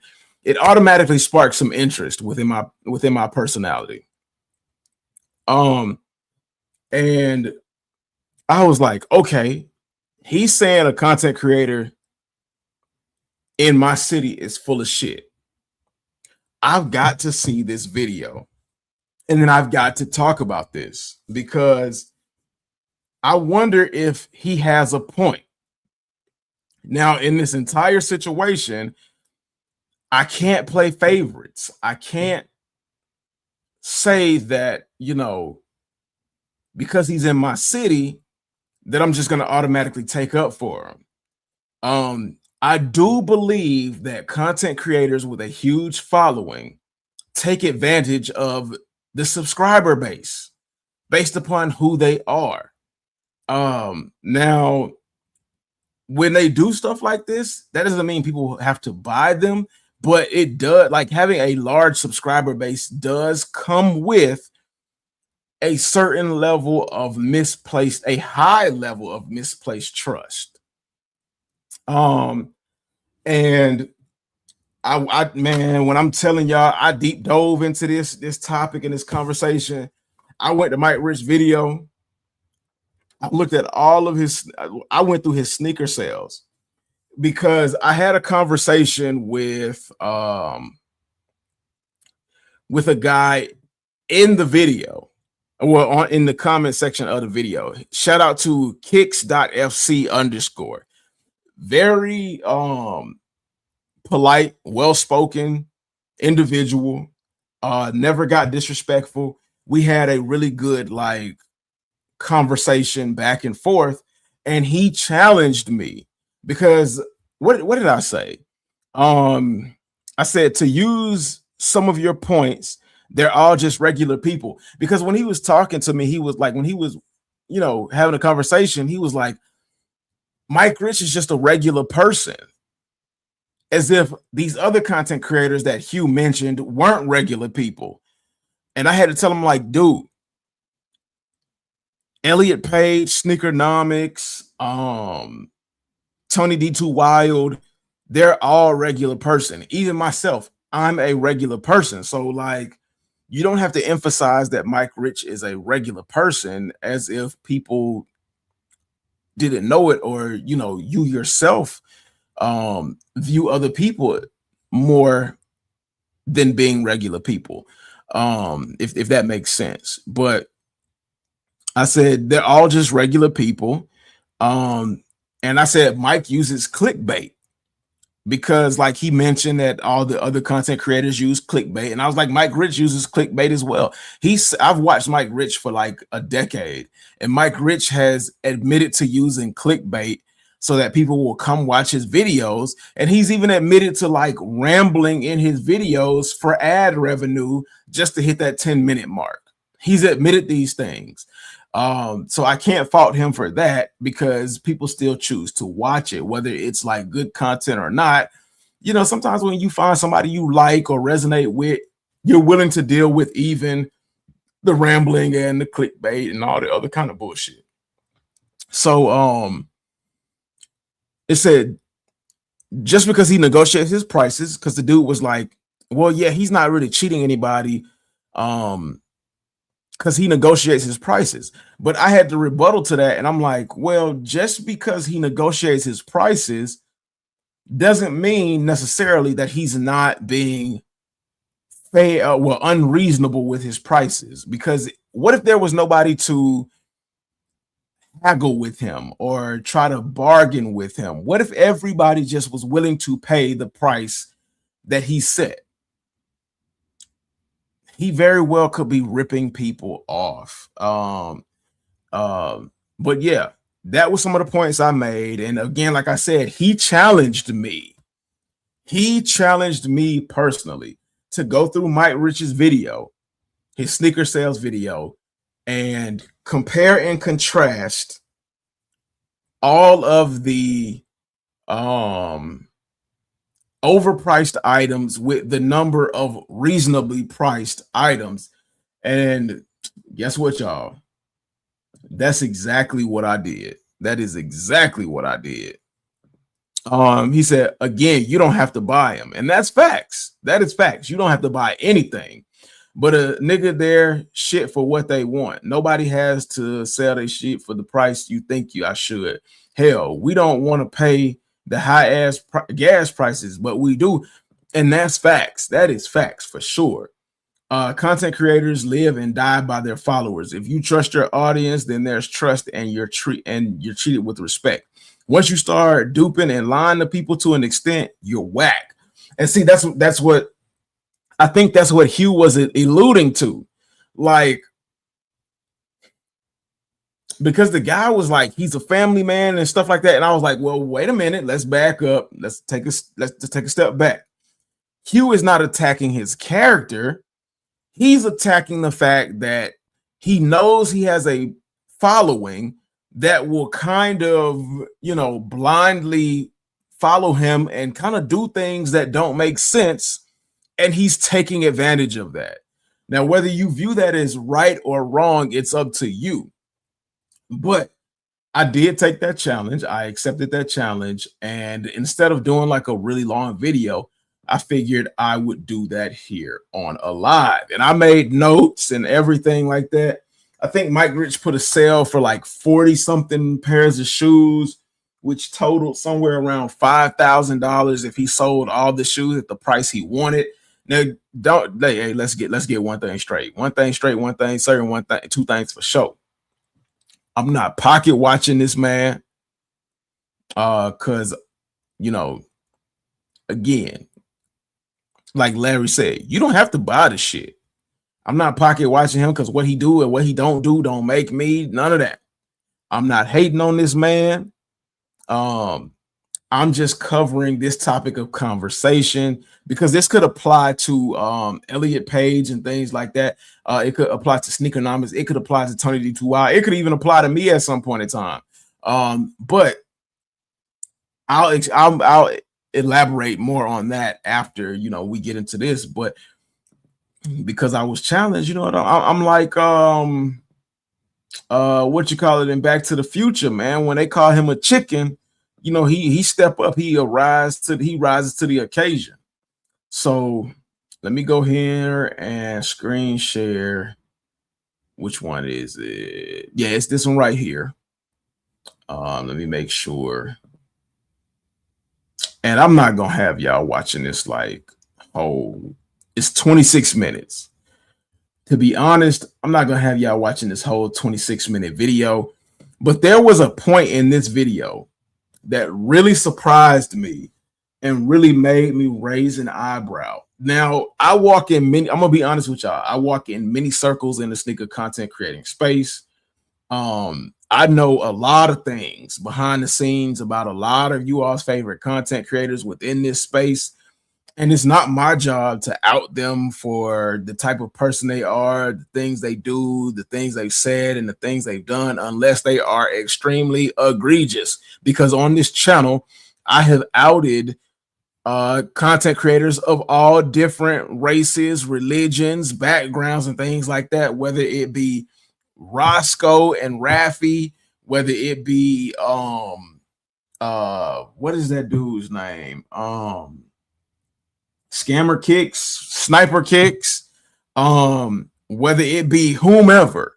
I have called them out on their bullshit, because just like I would expect, I would expect somebody, I'm holding them accountable. And just like I would expect somebody to hold me accountable if I'm doing wrong by all of you who watch my content and resonate with me. I expect you all to hold me accountable. I don't want y'all to let me slide on no fuck shit. I don't subscribe to the bullshit, and I don't expect people who follow me or rock with me to subscribe to bullshit. So when y'all see some bullshit coming from me, I expect you all to hold me accountable. You feel what I'm saying? That's what family does. And I look at everybody in my subscriber base as family. So let me go ahead and kind of get into some of these things. I got it in notes right here because my handwriting is super sloppy, man. It's super nasty. So I put it on a damn notepad. Where's my notepad? Excuse me. Where's my doggone notepad? So this is what I'm talking about, man. When you prepare for a live and stuff like that, it never goes the way you want it to go. Okay, so right here, and now I wasn't even the best student. I wasn't the best student and nothing like that. But right here, I took notes. 39 pairs at requested prices totaling $5,400 without the Kobe Bryants. So I did the homework. I took Mike Rich's requested prices and I compared them to like the highest resale market, which is GOAT. I compared them to GOAT's prices, and come on, let's see. We're gonna break this down a little bit, and we're gonna decide. I'm gonna also let you all be the deciding factor of, are his prices reasonable or is he tripping? So, like, with that being said, man, let's get into it, man. Shout out to Mike Rich, man. A-Town holding it down. Again, no hate, all love. If it wasn't for the 12 Hub podcast, I would have never even saw this video. And even after we watched his video, I'm going to talk about some other content creators just so y'all feel like I'm not being Uncle Tom or Coon, or I'm just looking at one person. And you know what? I hate that. I hate that we do that. I hate that, because I'm black, I can't look at another black person and hold them accountable for some shit that might be foul just because, we the same race. And people might get called an Uncle Tom. Again, I call everybody out if I see it and I think it's worthy of calling them out. But yeah, I've jibber jabbered long enough about this. A lot of this stuff on this side is Jordan 1s too, but I got some. Yeah, let's move this forward. Some on the fence stuff right here. I'm very on the fence. These shoes going for like $1,200-$1,300 right now, man. And I'm on the fence. I wore them one time. I wore them on Christmas. I actually wore them twice. I wore them on 2 Christmases. I think that's how long I had them. Yeah, I wore them 2 Christmases. The only days I wore them was on Christmas. And I say I'm on the fence because they just going for so much. And if somebody I don't want what they going for, but if somebody offer me anything in a neighborhood, but not even in the neighborhood, but anything above retail, I don't know how I think about it. These right here, the same thing. I wore these once, and I don't give a damn. Once. I know how much they were. So both of them, I'm kind of on the fence about. I don't know, bro. I don't know because I only wear them on the holidays. Okay. And I've been able to put shoes in. From the last shoe sale that I did, I've been able to get my Black Cement 3s. So let's jump forward. Toe 2015s. I will let them go. All right. So y'all check out the condition of these Black Toe 2015s. I can't say worn once. I probably wore them twice, maybe. You know what I'm saying? But I let those go for like, I want to say retail, but they black toes, they OG. I say 180. Okay, now I need y'all to keep in mind that a lot of these prices are without shipping. So these prices you have to factor in shipping. He asked 180 for used black toe Jordan 1 lows. For me in particular, when it comes to stuff like this, if it's worn, I believe that you need to start at retail with a little bit of a caveat. Depending on the sneaker resale, you can kind of play with the pricing a little bit, but for the most part, I believe you need to start at retail and work your way back from there. Because like the days are over with where you can get like crazy prices for shoes, whether they worn or not. Those days are over with. They might not be back for those kind of times, may not be back for 5 years to a decade from now. They may not ever come back, because the thing is Jordans are not even a thought about thing anymore right now, especially by like the young crowd. And the young crowd is what you want to pull in order to like keep the enthusiasm going. And the young crowd ain't studying Jordans no more. They in like into ASICs and designer shoes, and like Jordans is basically like some old nigga shit. It's basically old shit to them, old dude shit to them. Now with the bread toes, 180, you can get, let me see, you can go on StockX right now, GOAT right now, and get a brand new pair, because his is used, for $294. So I mean, you know, 180, I guess that's a fair price.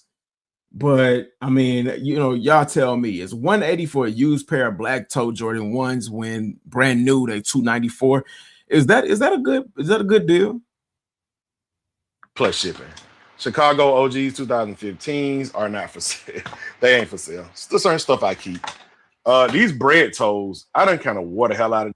Like them shits is beat, boy. Them bread toes is beat.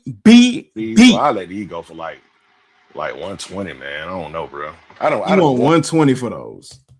120 plus the cost of shipping. Brand new, you can get the bread toes for $295. $295. I would say that's a fair price too. So much, you know what I'm saying? They creased up and stuff. Atlanta Hawks guys, same thing. 120. Bread, my boy, supposed to be copying these from me for 300. They DS. Yeah. Shadows already gone. I let shadows go. I don't know. I got shadow lows too, so maybe 120. Maybe 120. Royals, they coming out. He want 120 for the shadows, brand new. You can get them for 320. The shadows he had looked in pretty good condition, so 120. Okay, that's fair. That's fair to me. That's a fair price. The Royals. Here's where it starts to get a little rocky. This year, if y'all want them, y'all want the 2017 pair. Like I said, a couple of wears. I didn't wipe none of this stuff down because I didn't even think I was gonna go into the Jordan 1s on the sale. Still got the blue laces, never been touched. 150, maybe something like that. 120. 150 plus shipping. So shipping goes from between like $14 to $22. So 150 turns into 164 or 170. Now the upside, depending on how you pay for the shoes that you buy from any sneaker collector, you don't have to worry about like extra fees that you would find on GOAT and StockX and things like that. But the downside is you are trusting these content creators to send you real pairs of shoes. And we know that the world is full of scammers. So you're putting a lot of trust in these content creators. And we know for a fact that a lot of content creators have sent fake shoes over time. Have sent people fake shoes. A lot of these like sneaker reselling content creators, but he wants 150 for the Royals. Here's the downside to that. Okay, for a brand new pair of Air Jordan 1 Royals, you can get a brand new pair for $245, but they are re-releasing in October of this year. So 150, I'm gonna have to give him the thumbs down. I'm gonna have to give him the boo. You know what I'm saying? You know he for 150 for a pair of Royals, man. He gonna have to get little Timmy on. Bullshit. A bullshit. A bullshit.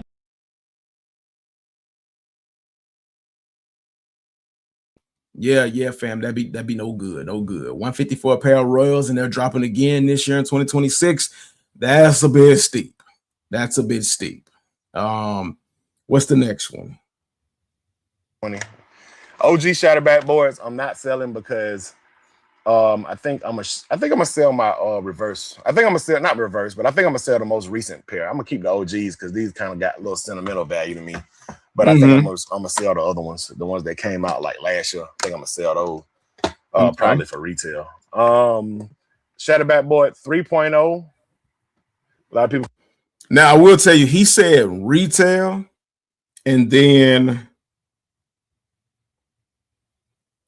later in the video, when he found the actual current release of the shattered backboards, I think he said like the same price, but there's a problem with that, and you know you'll see in a moment. And I'm gonna tell y'all, you ain't gonna like it. It only gets worse from here. We call these trash bag guys, but I literally know I wore the shoe once because I remember why I wore the shoe too. Let's turn this light on. There we go. That's better. Like I said, I remember why I wore the shoe too, and I wore it one time. So I let these go for. I gotta let them go for. They going for a decent amount, but they are used, so I'm not gonna ask for what they going for. But I need at least $200 for them. $200 for the shattered backboard 3.0s. Right now, if you go on GOAT for a brand new pair of shattered backboard 3.0s, they're $369. He's asking $200 for a used pair. I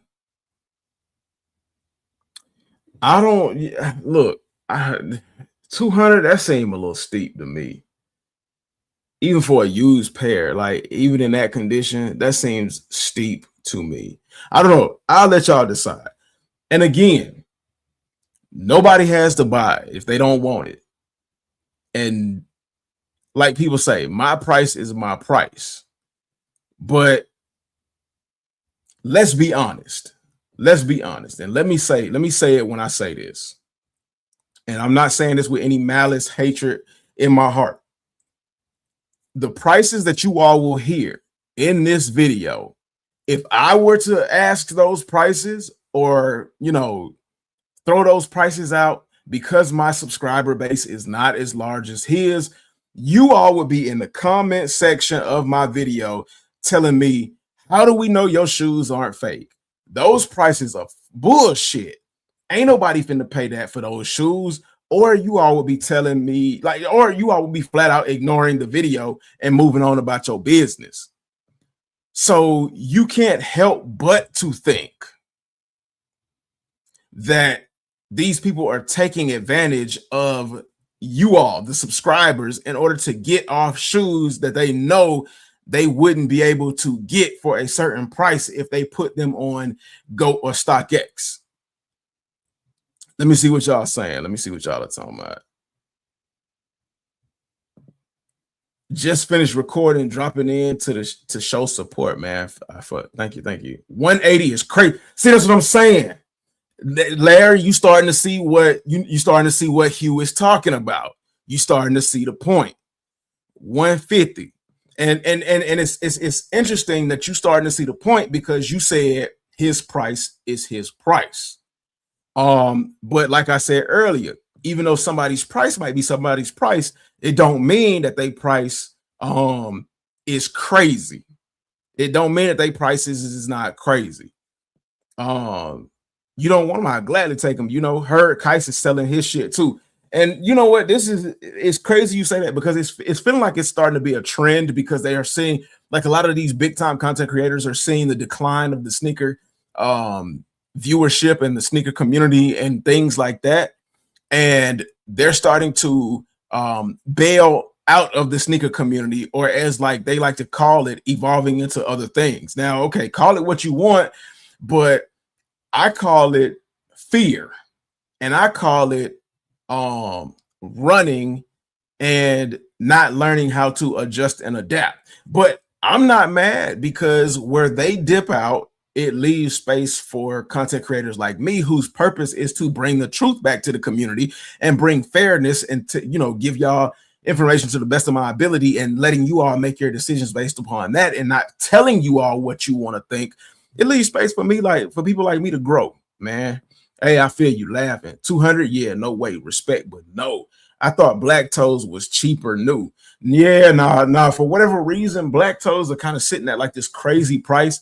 But even though they are at a high price, some of these shoes, I didn't look at the offer price, what was being offered for them. So like a lot of I can go back and go to GOAT and look at what people are offering, because a lot of these shoes in this video that he's presenting, people haven't made offers on these shoes in God knows how long. So there aren't any offers. A lot of these shoes that he's trying to sell, nobody wants. So of course, like, the last sold price is going to be on there, and it's going to look ridiculous. So yeah, I mean, that's the thing. Fear of sitting on all them shoes, right? So if you're afraid to sit on a bunch of shoes, were you in it for the shoes, or were you just in it for the revenue that you knew you could bring in? It really, like, when people start to mass dump shoes like this, it really makes you question how much into the sneaker game were they really? I call it what it is, culture vultures. Stop sugarcoating shit. Man, pricing shit like they DS and it's still 2021. Facts. That's what I'm saying. This shit is crazy. Are those the reimagined Black Toes? No, those are not the reimagined Black Toes. Those are the 2015, 2016 pair of Black Toes. But he does show a pair of reimagined Black Toes in this video, and I think you all will be surprised at the price that he's asking for those. So let's get back into it, because, you know, At least, bro. Got these Jordan 1 color change, guys. Like I said, another shoe I wore one time. I got the laces and stuff, all the laces that came, the red laces and stuff. And I let this shoe go for, I gotta have 200. I gotta have. So he wants 200 for the LA to Chicago Jordan 1 highs. Now, this is where we start to get into some fuckery. And again, it's his prices, man. It's his prices. He want what he want for him. But this is where we get into the fuckery of the situation. So he wants 200 for the LA to Chicago's. They are used. If you go to GOAT right now for brand new pairs of LA to Chicago Jordan 1 highs in a size 12, and I did this entire video in his shoe size, the size 12. In a size 12 for the LA to Chicago Jordan 1 highs, you can get them for $216. And he wants $200 for them, and I can just pay an extra $16 and get them brand new. Oh, come on now, dog. Come on, man. That's crazy. That is crazy. And right. 200 for everything. 200 for everything. But yeah, you can get these LA to Chicago Jordan 1 highs for $216, and he wants 200 for a used pair. Absolutely not. Got 200. I got it. I'm pretty sure they go for like I haven't looked at the prices on some of this stuff, but 200 for those. And that's another point. He said he hasn't looked at the prices for these shoes. And that's fair. I understand that. Not everybody know everything about everything. But again, come to the front. Come to the front. I gotta have a conversation with you. If I came to every live or every video I did, if I did them and I was ill-informed and didn't know what I was talking about, I didn't know anything about the subject matter, you all would eat me the fuck alive. You all would cut my head off without hesitation and hold me accountable. So somebody with as many subscribers as he has, you got to do your research, man. You have to do the research. You have to come prepared, and you got to be on point. You got to be on your P's and Q's. No excuses. If anything, it should be backwards. Like, you should work just as hard to keep your subscribers informed as you did to gain your subscribers. Because if you don't continue to work hard, it just feels like, to me, or it comes off to me as you stop caring about the people that support you. I will always put in max effort in order to bring you all content and do what I do. Because you all give max support. So like I just don't understand. And it's not just for Mike Rich, because a lot of other content creators just say a whole bunch of random blah, blah, blah, blah, blah, blah bullshit. And like a lot of people just say, oh, that's okay. Or they never even fact check these people or question what they say because they have a large subscriber base and they are afraid of the subscribers. Like if they put something corrective in the comment section, they're afraid that the subscriber base will attack them for it. Now, me, I don't give a shit about subscribers attacking me for like the truth. The truth is the truth, man. Fuck what anybody else says. That's one thing you can't get rid of, the truth. I forgot the colorway. What's the colorway? Turbo green. Yeah, I take like 180 for turbo greens. He want 180 for turbo greens. You can get the turbo greens brand new for 286. Okay, maybe. You know, I mean, I don't know. Still kind of feels like too much.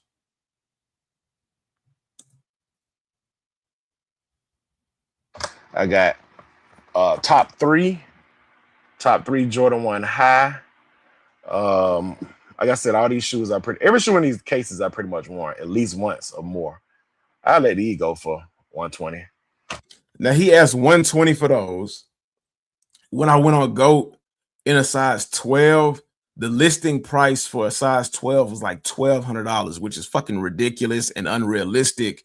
I think I don't even think they had a offer price for the Jordan 1 top threes. So I kind of left that one in a gray area. And like I said, I'm going to be transparent and honest with you all about all of this stuff that, you know, is going on in this video. So I didn't really gauge whether it was a good price or not. I just said that like the price on GOAT that was being asked for a size 12 was unrealistic, and I left it at that. So I'll let you all be the judge of that. Is 120 for a pair of top threes in that condition a good price?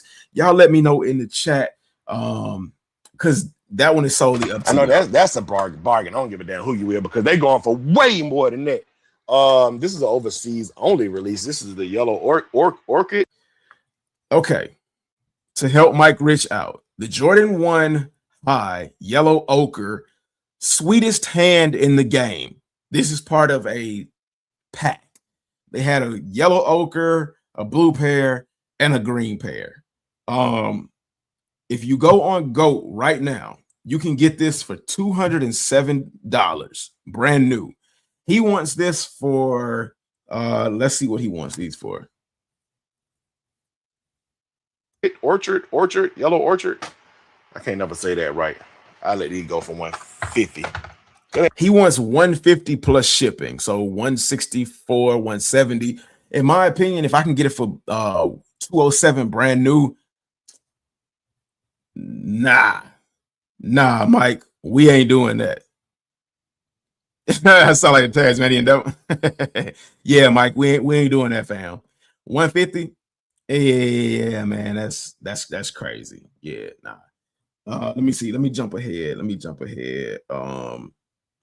Biohacks at 10:05 in the video.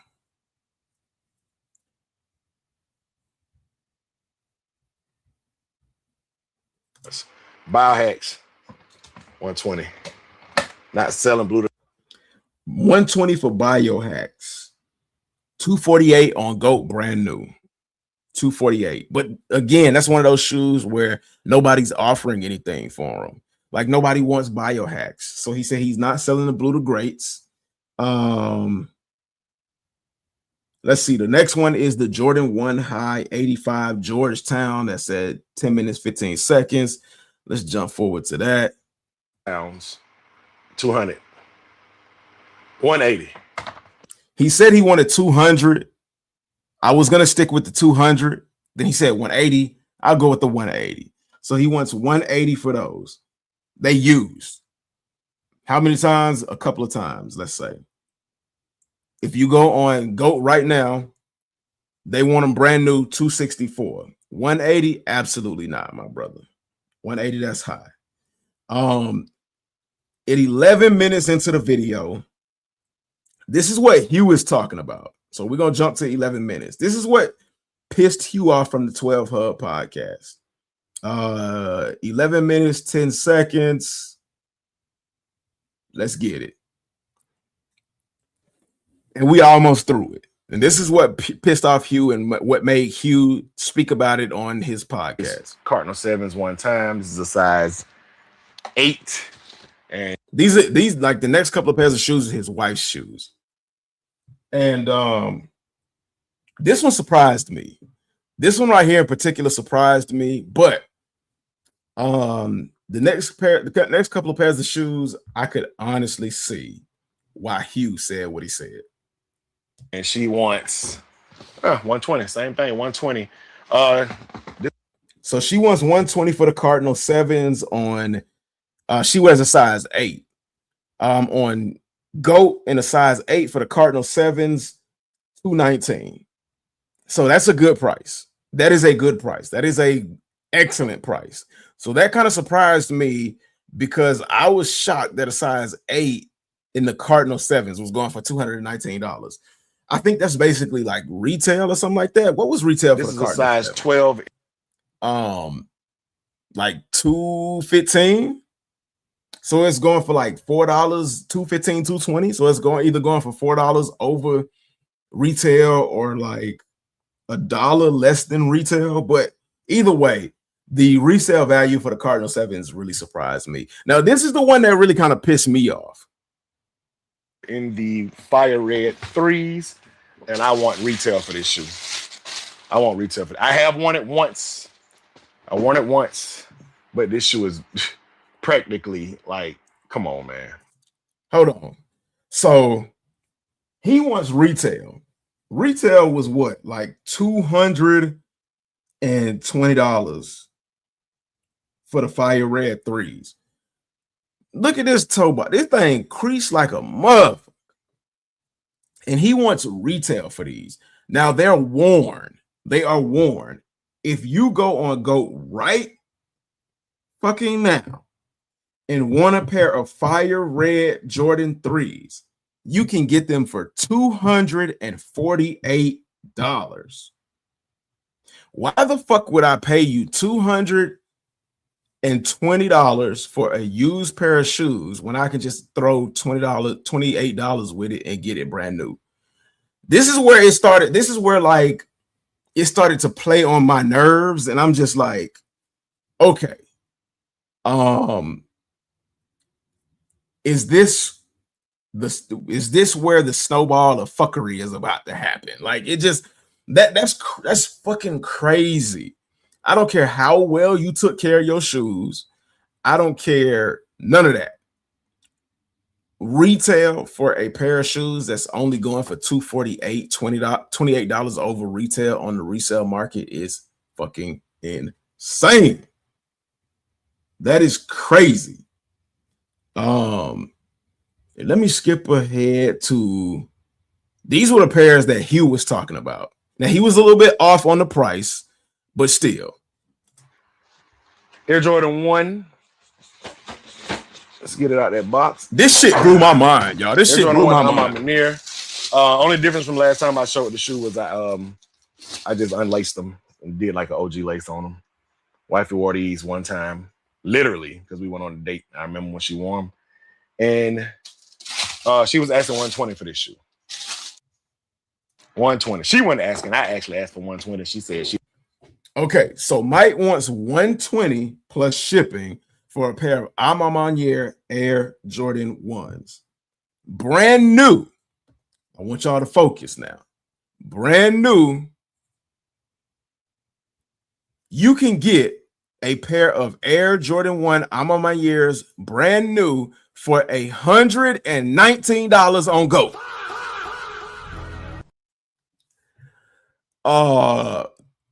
Yeah, I gotta agree with Hugh, and I think little Timmy agree with Hugh when we say bullshit, a bullshit, a bullshit.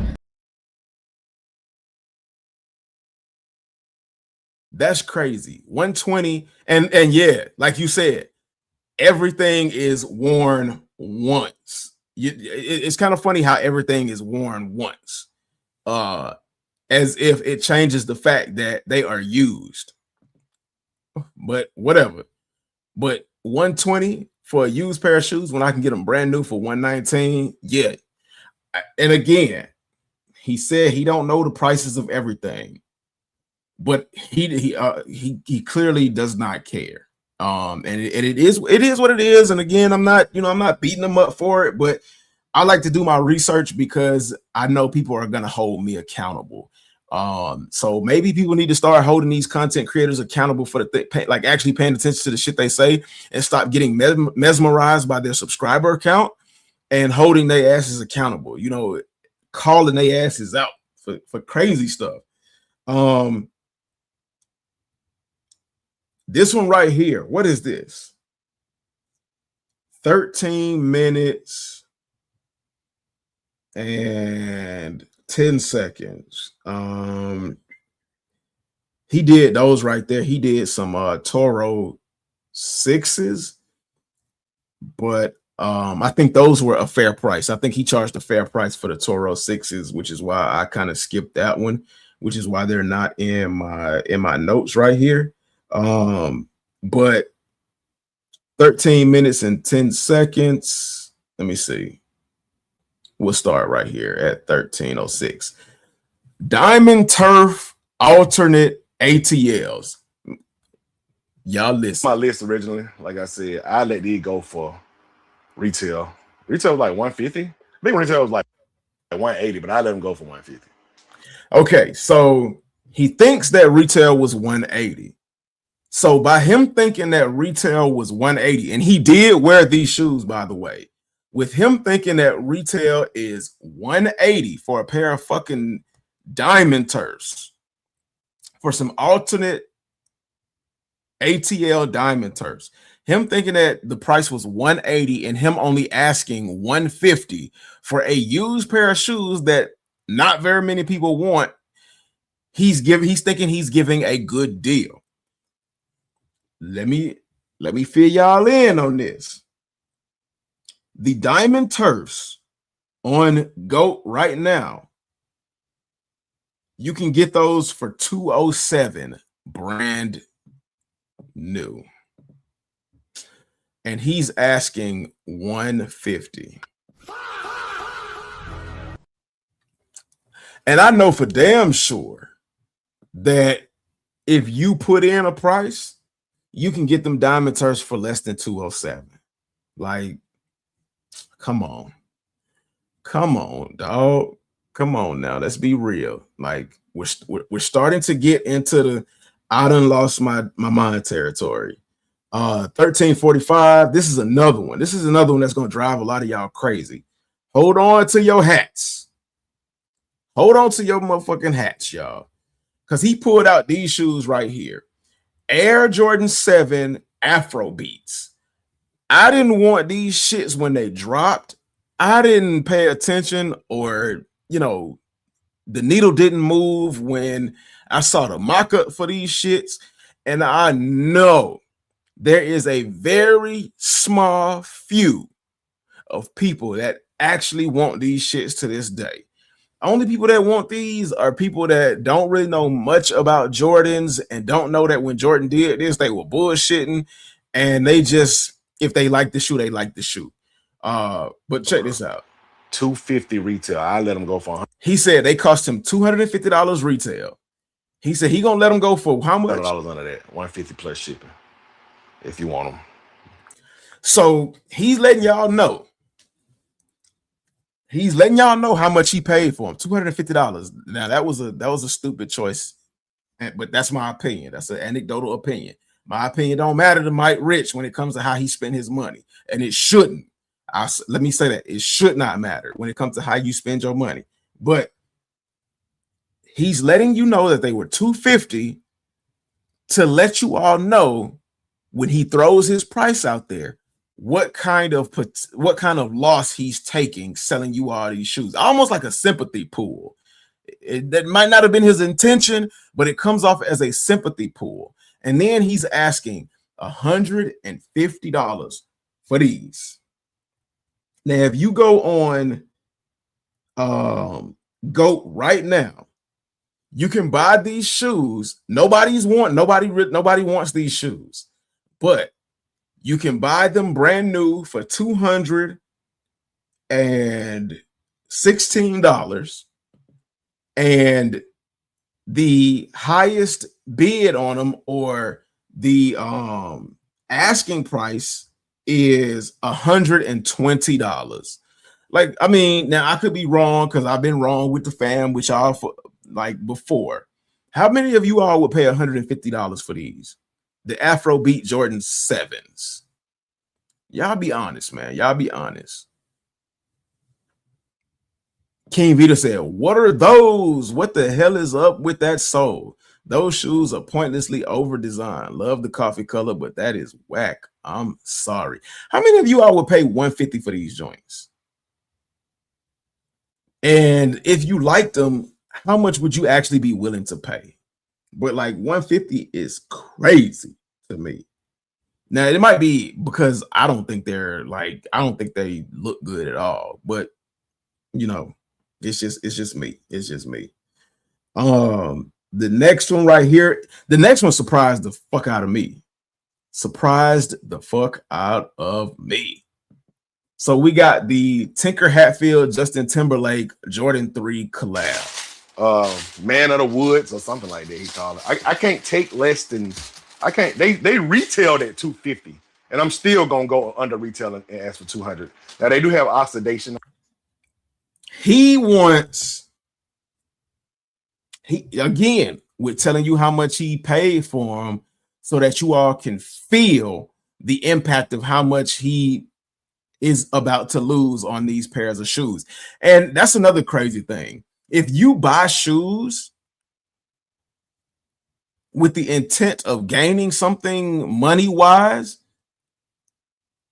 to the point where you have to mention the loss you're about to take, that means you really didn't buy the shoe. That means you didn't buy the shoe because you liked it. That means it kind of comes off as you bought the shoe because it was a collaboration. You thought it was going to be rare, and you thought it was going to be worth something when you actually felt that it was time to let them go. And take a look at these shoes. Take a look at these shoes too. The heel tab is dry rotted. The color is gone because it's in the pre-stages of dry rotting and crumbling. On the back, you put mink oil. Like I said, I could just rub my finger on it and it kind of goes away a little bit. You know what I'm saying? But you can wipe this down with a wet rag, all let it come off. But I don't know how to get rid of it permanently. No, that stuff does not come off because it is dry rot.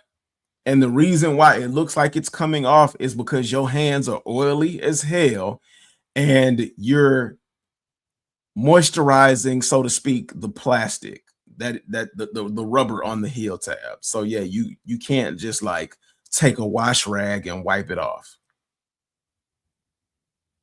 permanently.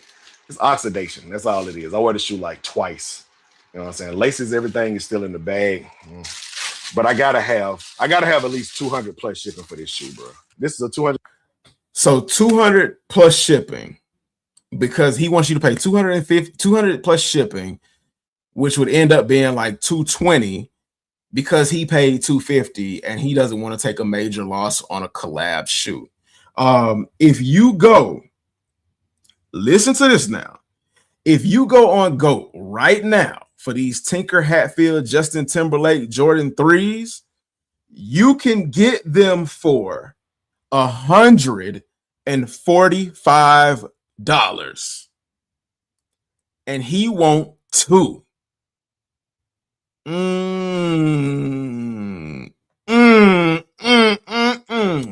Fuck no. Larry G said, I like them. If they were new, I would pay $150. Facts. Those are fire. Oh, absolutely. I 100% wholeheartedly agree that those are some dope ass Jordan 3s. But I ain't paying $150 for some Jordan 3s where the heel tab is about to break off, just because he doesn't want to take anybody wants to take a major loss. So they are on GOAT here. I'll type it in the chat. I'll type it in the chat so you can go on GOAT and find them. It is the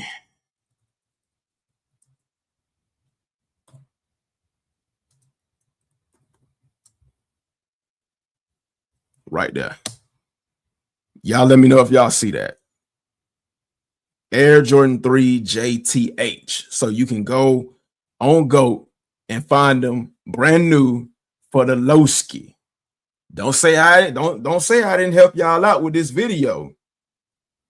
Yeah, they Justin Timberlake joints. It's the Tinker Hatfield Justin Timberlake joints. Like when Tinker Hatfield did the Tinker Hatfield Jordan 3s, this is part of that line.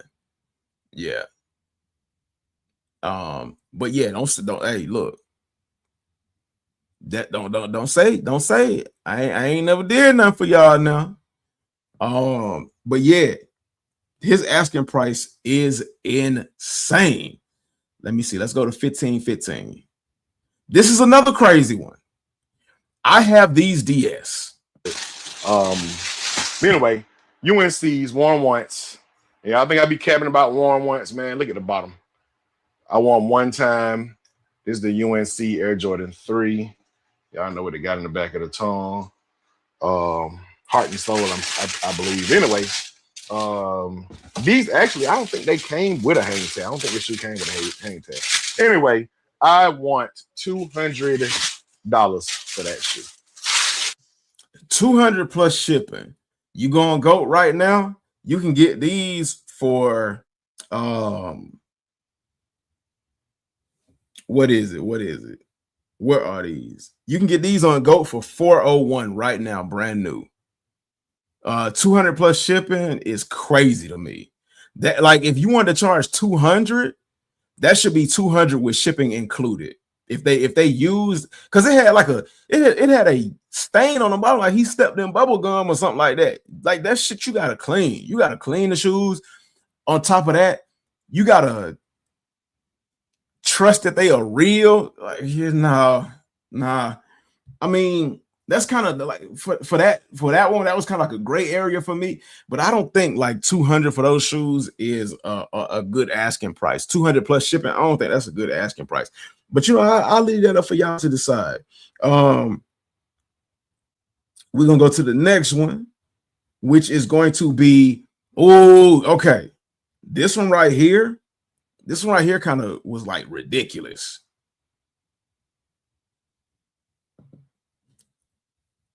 Looking, you know what I'm saying? Fingerprint. Look at the condition of this shoe already. I need y'all to check out the condition of this shoe already. You can see immediate problems with this shoe. And it's worn. The Jordan 4 Breads, not the all leather pair, but the Durabuck pair.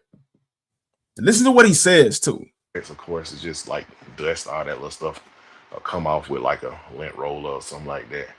But yeah, man. This is the Air Jordan 4. With all this light on it. Look. And look at that. Okay. The wings are scuffed like crazy. You can see that. The wings are scuffed like crazy on these 4s. I don't think that's just dust. I think that's also where the shoe has rubbed up against something when he wore them, and it has scratched the Durabuck. And then you can see the midsole. The midsole has some kind of damage on the midsole down there in the black portion. But I mean, y'all can see that already. But I know y'all want to know the price he asked. Little scuffs, stuff like that. I want $200 for this. Little scuffs. Shoot, regardless. $200 shipped. He want $200 shipped. Hold on.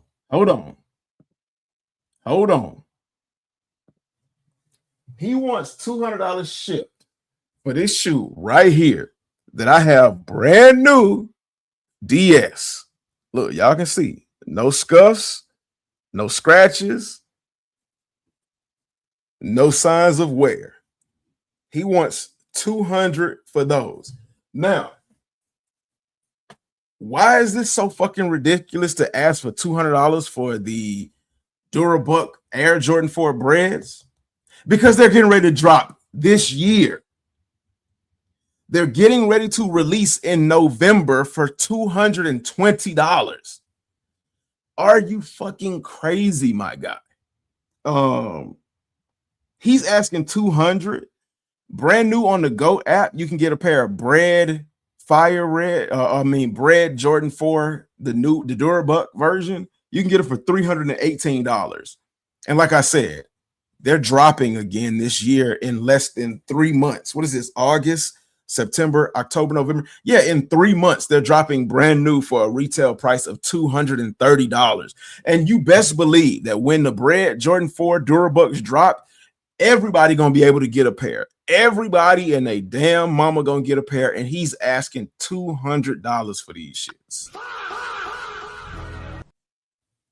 Scratched, scuffed, and all. He asking $200. Oh, come on now, dog. Come on, man. That is insane. And then you'll hear in the video, he says, I don't care. That's what I want for him. Like I said, they're not in bad condition. I wore them more than once, but classic shoe, Nike hang tag, stuff like that. I let these go for $200. Yeah. If it's not reasonable to you, don't buy it. Don't inquire. And that's fact. You want to wait till the ones come out this year? I don't blame you. But if I'm selling my 2019 pair, it's gonna be 200 smackaroos off top. You know what I'm saying? And that's facts. That is absolute 100% facts. And Larry G alluded to that earlier in the comments he made. So I'm not mad at him for that, but that doesn't mean I can't be questionable of the prices. Now $16.59. Let me see. $16.59 a pair of Huaraches. This gonna get y'all. I know it's gonna get y'all. Lakers Huaraches. I think you can still find these in stores somewhere. If I didn't tell y'all warm, you wouldn't even know. No, y'all heard that. If I didn't tell y'all I wore them, you wouldn't even know. Well, why would you have to say that? And as a matter of fact, we would know because you got a pebble right here. You got a pebble right there. You got a pebble right there. You got some look like snot booger tissue in the heel right there. But I mean, you got a pebble stuck right there or something like that. I don't know, but still, like, why would you have to say that? But I won one time. If I didn't tell you, you wouldn't even know. Give me 120. Give me 100. He won 120. GOAT has them for $230, $220 brand new. But the last sale was $167. So people are trying to get $223 for them, but they ain't getting it. They giving them away for $167. And in my opinion, with that being said, $120 for a used pair of Lakers Huaraches that the basis or the demand for them isn't high is crazy. It's insane. Getting $20 for them shoes. You know what I'm saying? Oh, whoa. Falling. All right, what this is? Some of this stuff I don't know. I was moving it. I was like, I sell these. Oh, these pollen. So these are the pollen SC trainable Jacksons. Pollen joints, corduroy, good materials. One time only. Everything one time. Give me one time. And I put these in like a couple of shoe sales. Nobody bid yet. A couple of people asked them. You heard it. Nobody bought. He put them in a couple of shoe sales. Don't nobody want them. Nobody bought them. I take 120 for those. He want 120. If you run to GOAT and try to buy those brand new, they asking 260, but ain't nobody paying because they don't have any offers. So those shoes are just basically dust collectors. So like somebody wanted 260 for them, but nobody is even looking at them to offer anything. And like he said, he put them in a bunch of shoe sales, and ain't nobody bit on those because don't nobody want them. So to ask 120 for them is crazy. He need to be listing those pollens, and his price is his price. But if it was me, I'd be listing a used pair of Bo Jackson trainer pollens for like $60. $60, man. Just bite the bullet, let it go. $60, my dog. These shoes, I have these DS. So I'm on there $200. 200. He want 200 for the Amamanier Dusk Jordan 5s. Brand new, you can get them for $343. I have those brand new. At brand new, I would be asking 200 if I decided to sell those. That is where I would be. I would cap out brand new for a pair of Air Jordan 5 Amamanier Dusks, brand new for $200. As a matter of fact, I think I am going to sell those, and I am going to sell those for $200. Because I just know I'm not going to get to it. I just know I'm never going to get to it. And like I said earlier, like I'm never going to reach my, well, I'm not going to say I'm never going to reach my perfect situation, but I'm not going to reach my perfect situation and how I want to display my stuff in time to justify keeping the shoes just sitting like they are. And I don't know, but $200 for a used pair of shoes is insane. Worn once. If you don't believe me, oh well. Worn one time. These shoes look pre-worn anyway, so there ain't really no way that I can prove it. But I'm in their 5s. Give me $200. Like the shoes that I don't want to get. Next one is, what is this next one? I did Aqua 8s. He did it on foot, so he wore once. I did it on feet. These are so heavy. Give me $200. He want 200, brand new on GOAT. Those are $290. Absolutely not. You need to drop the joints down to 180. That ain't it. That ain't it, King. 1836. And this I got a feeling these DMs is gonna be crazy because all those Jordan 1s. Then I got to show all these Jordan 1s too. But anyway, I'll let these go for the low. Give me 100 ship. Nah, 100 plus shipping. Yeah, I got it because that shipping in that last shoe sale, that shipping was like $400 total, man. But anyway, here's all the Jordan 1s that I'm willing to sell, and all of these shoes are brand new. All of these shoes are brand new.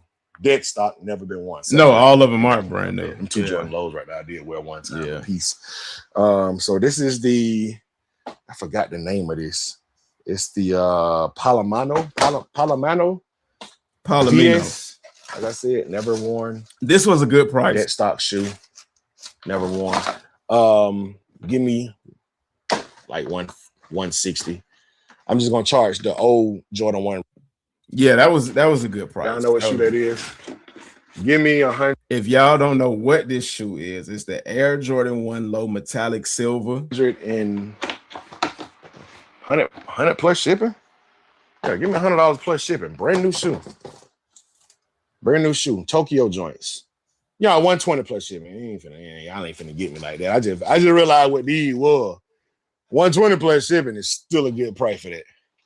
So he said, y'all are not finna get me. He worried about selling his shoes too low for other people to be able to make a profit off of them if they want to resell them.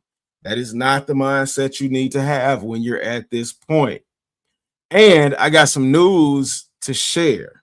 He want 120 for these. You can get these brand new for $94. Yeah, dog. Yeah. You want 120 plus shipping? You can get these silver metallic Jordan 1 lows for $94. Why? If I had that Michael Jackson thing, why are you charging so much? Yeah, and that's what I said. From the Alma years, it snowballed and it got worse and worse and worse and worse and worse. And you all will see. There's one shoe in this video that everybody gonna have a good laugh at. Everybody. 20 minutes and 38 seconds. These are the Air Jordan Low University Reds. They're used 60 plus shipping. He wants 60 plus shipping. So basically $80. You can buy these brand new for $89. And the highest offer on these shoes is $27. For the shipping, man. Because I give you these for $60 shipped. Then I'm gonna pay $20 for shipping, and then that's like me selling the shoe for $40. Well, that's what they worth. That's what they worth, Big Mike. They worth only $40. To be honest, they're only worth $40. And like you said, when you pulled the shoe and you showed them, they was in the outlets for a buku long time, like in the outlets. What is it? 250.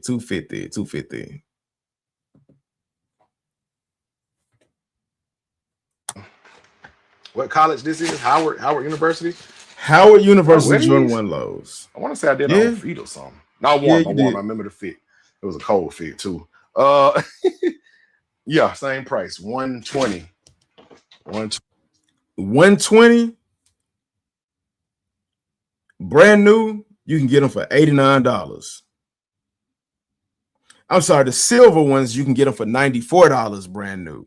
The University Jordan 1 lows right here, he showed you can get those brand new for $89, and the highest asking price, the highest offer is $27. Nobody wants them joints. But either way it goes, both of those Jordan 1 lows, too much. Too much. The next one, 2050. Black Toe 1 reimagines. That's the ones that Larry was asking about. Black Toe reimagines, and I think I wrote the price. I think I wrote the what you call it down wrong for one of these. But I know one of the pairs of shoes he had. Let me see. I don't know if they. Let me see. But anyway, one of the pairs of shoes he showed, and I think I missed it. He asked ridiculous prices for it. That they were like a pair of Air Jordan 1 AJKOs. For a pair of AJKOs, he was asking $60 plus shipping. You can get them brand new for $77. Yes. Never been worn. You can give me retail or like let's go 150. Let's go 150 for those. 150 for the Air Jordan 1 High Black Toe Reimagined. 150 brand new in a size 12. You can get it for $139. He want 150 plus shipping. Special box. Yeah, let's go 150 for those. We ain't going crazy. We ain't trying to we ain't going with arm and legs. Yeah, Mike, you going crazy, brother. You definitely going crazy. Same thing with Shattered Backboards. This is the last release that came out. 150 plus shipping. 160 plus shipping. We're gonna go, like I said, retail.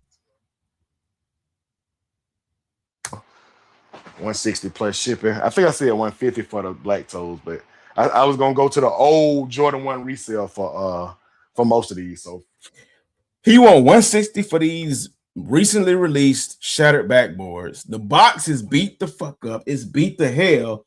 And you go on GOAT, you can get them brand new for $149. Why would I pay you $180 when I can go get it for $149? Shattered Backboard, the box a little toe up, but the shoe brand new. A little? 160. It's a lot. 160.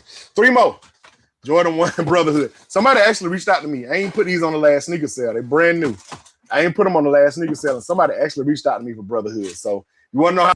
Now this is exactly what I was talking about. These Brotherhoods, and this is where, while I was watching this, I was like, Houston, we have a problem. How much I want? Give me $100. He want $100 for them ugly ass Jordan 1 Brotherhoods that don't nobody fucking want. He said somebody hit him up about them, but they ain't bought them. As you can see, they still in his hand. He wants $100 for those. You can get those brand new on GOAT for $89. And when you look at the offer section, nobody is offering anything for those because nobody wants them. So I'm pretty sure if somebody made an offer for like 20 something bucks, you could get those. This is probably the Jordan 1 High Brotherhoods is probably the worst Jordan 1 colorway ever. And there are a lot of bad Jordan 1 colorways, but this one probably takes the cake for the worst one ever that nobody damn wants. You damn near have to pay somebody to take them off your hands. Give me one, and they might be going for less than that. I don't damn know. And look, here it goes. Here it goes. Here it goes. This is what I'm talking about. He said they might be going for less than that. He don't damn know. Pay attention to. Want to know how much I want? Give me $100. Give me one, and they might be going for less than that. I don't damn know, but for my size 12, for my pair, $100. If you don't want them. And see, there we go. That was the thing that made, that was the thing that really made me pay attention. When he said they could be going, and which sparked the title of the thumbnail and the title of the video.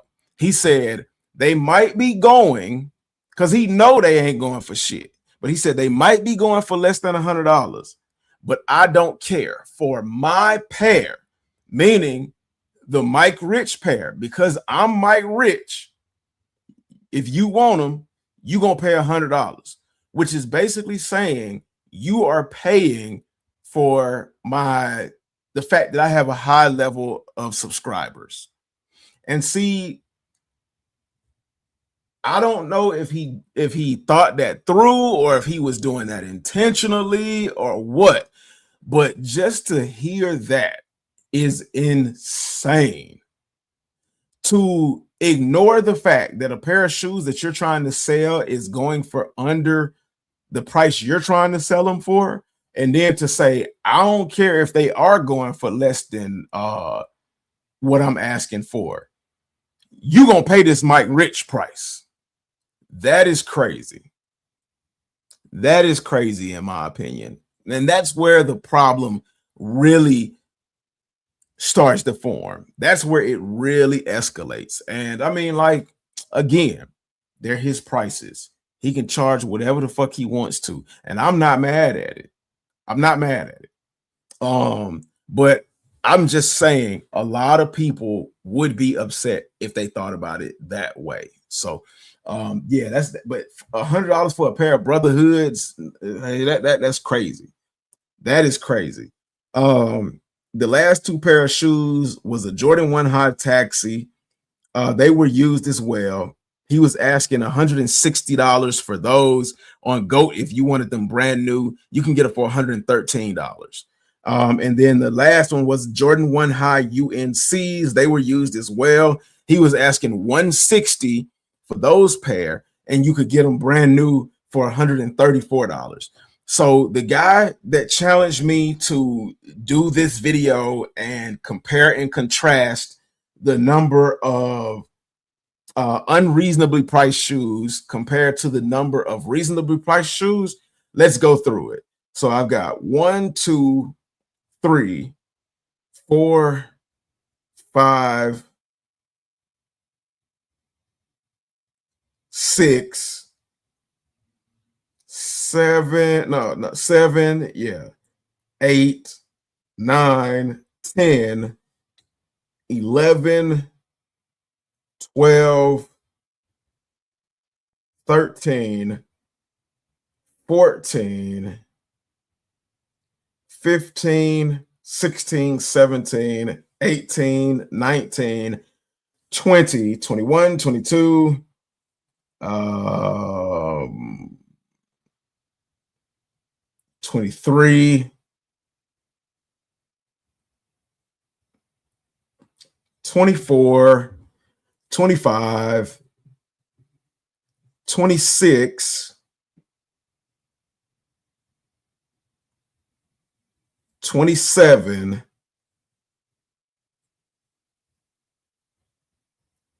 $28. 28 out of 39 pairs were unreasonably priced. I would say that's more than just a little bit of unreasonably priced shoes. Now, do I think Mike Rich is trying to scam anybody? Absolutely not. I don't believe him to be that type of person. Do I think the prices are ridiculous? Absolutely. Do I think that not doing your research and being tone deaf to the situation is ridiculous?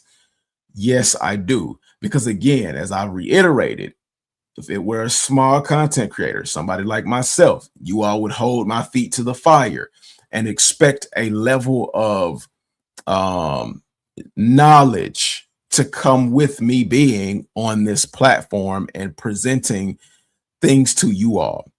So we got to hold people accountable. Again, I'm on Mike Rich side when he say my prices is my prices. If you don't want them, I'll keep them. But if that's the case, then why even do a selling my collection video? Like, if you want people to buy your shoes honestly and you're giving back to the people, you need to price them fairly. Not telling you what you have to do, but saying where I would be on the situation. So again, this is not like any hate. This is not like any kind of like disrespect or nothing like that. Because again, like I said, I've watched Mike Rich's content for over a decade, and I've enjoyed some of his content. Now, just to show you all that I'm not hating on another black man, and I'm not trying to hold a black man down and be brother against brother. I looked at Sneakernomics' video, and I'm not going to show Sneakernomics' video because we've already pushed past like the 2 hours that I normally do. But Sneakernomics, some of his prices are high. And he even admitted in his video, if you think some of my prices are high, I'm going by UK pricing. And then stuff out of the UK is I get high. But yeah, some of the stuff that he's trying to sell that's used is a little, is more than a little bit. It's a lot crazy. But let me ask you all this.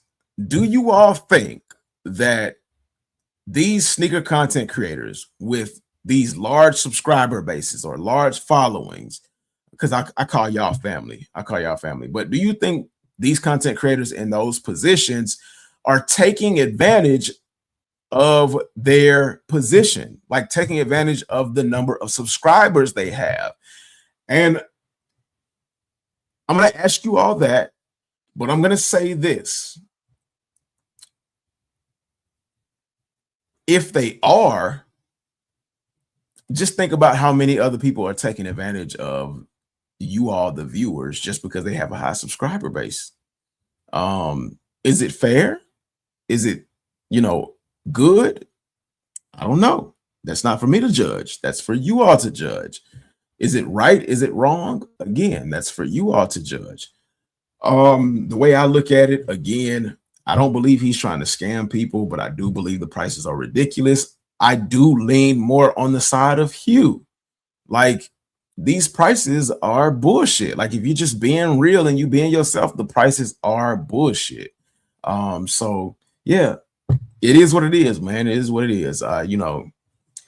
With doing this video, again, when I heard what Hugh had to say, I was going to do this video regardless, but I was challenged to do the hard work, and I did the hard work. I was going to do that anyway, but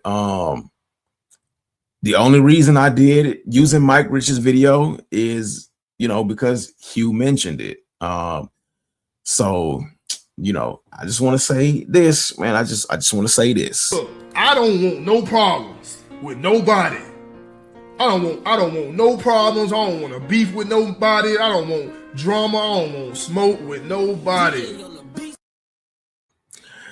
I don't want no problems. I'm just here as a voice of the people. And, I just, as a viewer, I just want to, put it out there. The thing is, people forget that just like you subscribe to people, you can easily unsubscribe. So there's a certain pressure. You could call it.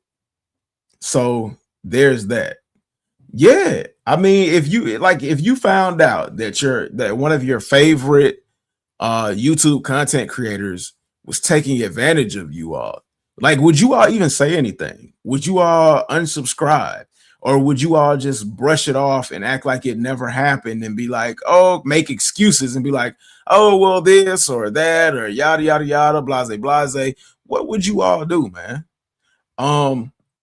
Now, with that being said, man, oh my gosh, man, I took something for my shoulder and it's kicked in. It's been kicked in. So we gonna end it on that note, man. What would you do if you found out one of your most favorite viewed content creators was taking advantage of you all? Y'all let me know down in the comment section below. It's been real, man. I want to thank everybody who came in to watch another Tuesday night of Soul Source. Thank you for subscribing to the channel. If you hadn't, go ahead and hit that thumbs up. Once you hit that thumbs up, man, feel free to hype me up. Hype me up.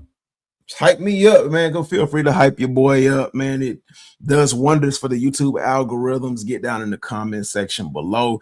And be sure to tap in on Friday for the weekly wrap up. I think I'm going to do the weekly wrap up. If I don't, I'll let y'all know, because I let y'all know last week that I wasn't going to do the weekly wrap up. But yeah, I'll keep y'all in the know. Let me know if y'all hit on the Nike Mind slides. I pretty much passed on Nike Mind slides because that was a bit of a mess and a debacle. So I just left that alone. My reservation got kicked out on Nike, on Foot Locker, which kind of pissed me off. But that's neither here nor there. Like always, before I go, man, I cannot leave y'all without saying nothing is impossible. Fight for everything you believe in. Don't let anything stand in your way, and dream hungry. Remember, shoes are made to be worn, not adorned. If you want to get rid of them just for the sake of this live, don't overcharge people. Don't follow my example when it comes to sneaker wearing and expressing yourself. Follow your own example. Do what you want. They are a part of you and an extension of you, a way to express yourself, and do it with pride, man. Don't let nobody else pivot you off of your podium, man. If anybody's going to take you off your podium, let it be you. With that being said, man, I love y'all. Y'all have been wonderful as always. Y'all have a great night. Y'all have a wonderful rest of your week, and I will catch you all later. Peace. Peace.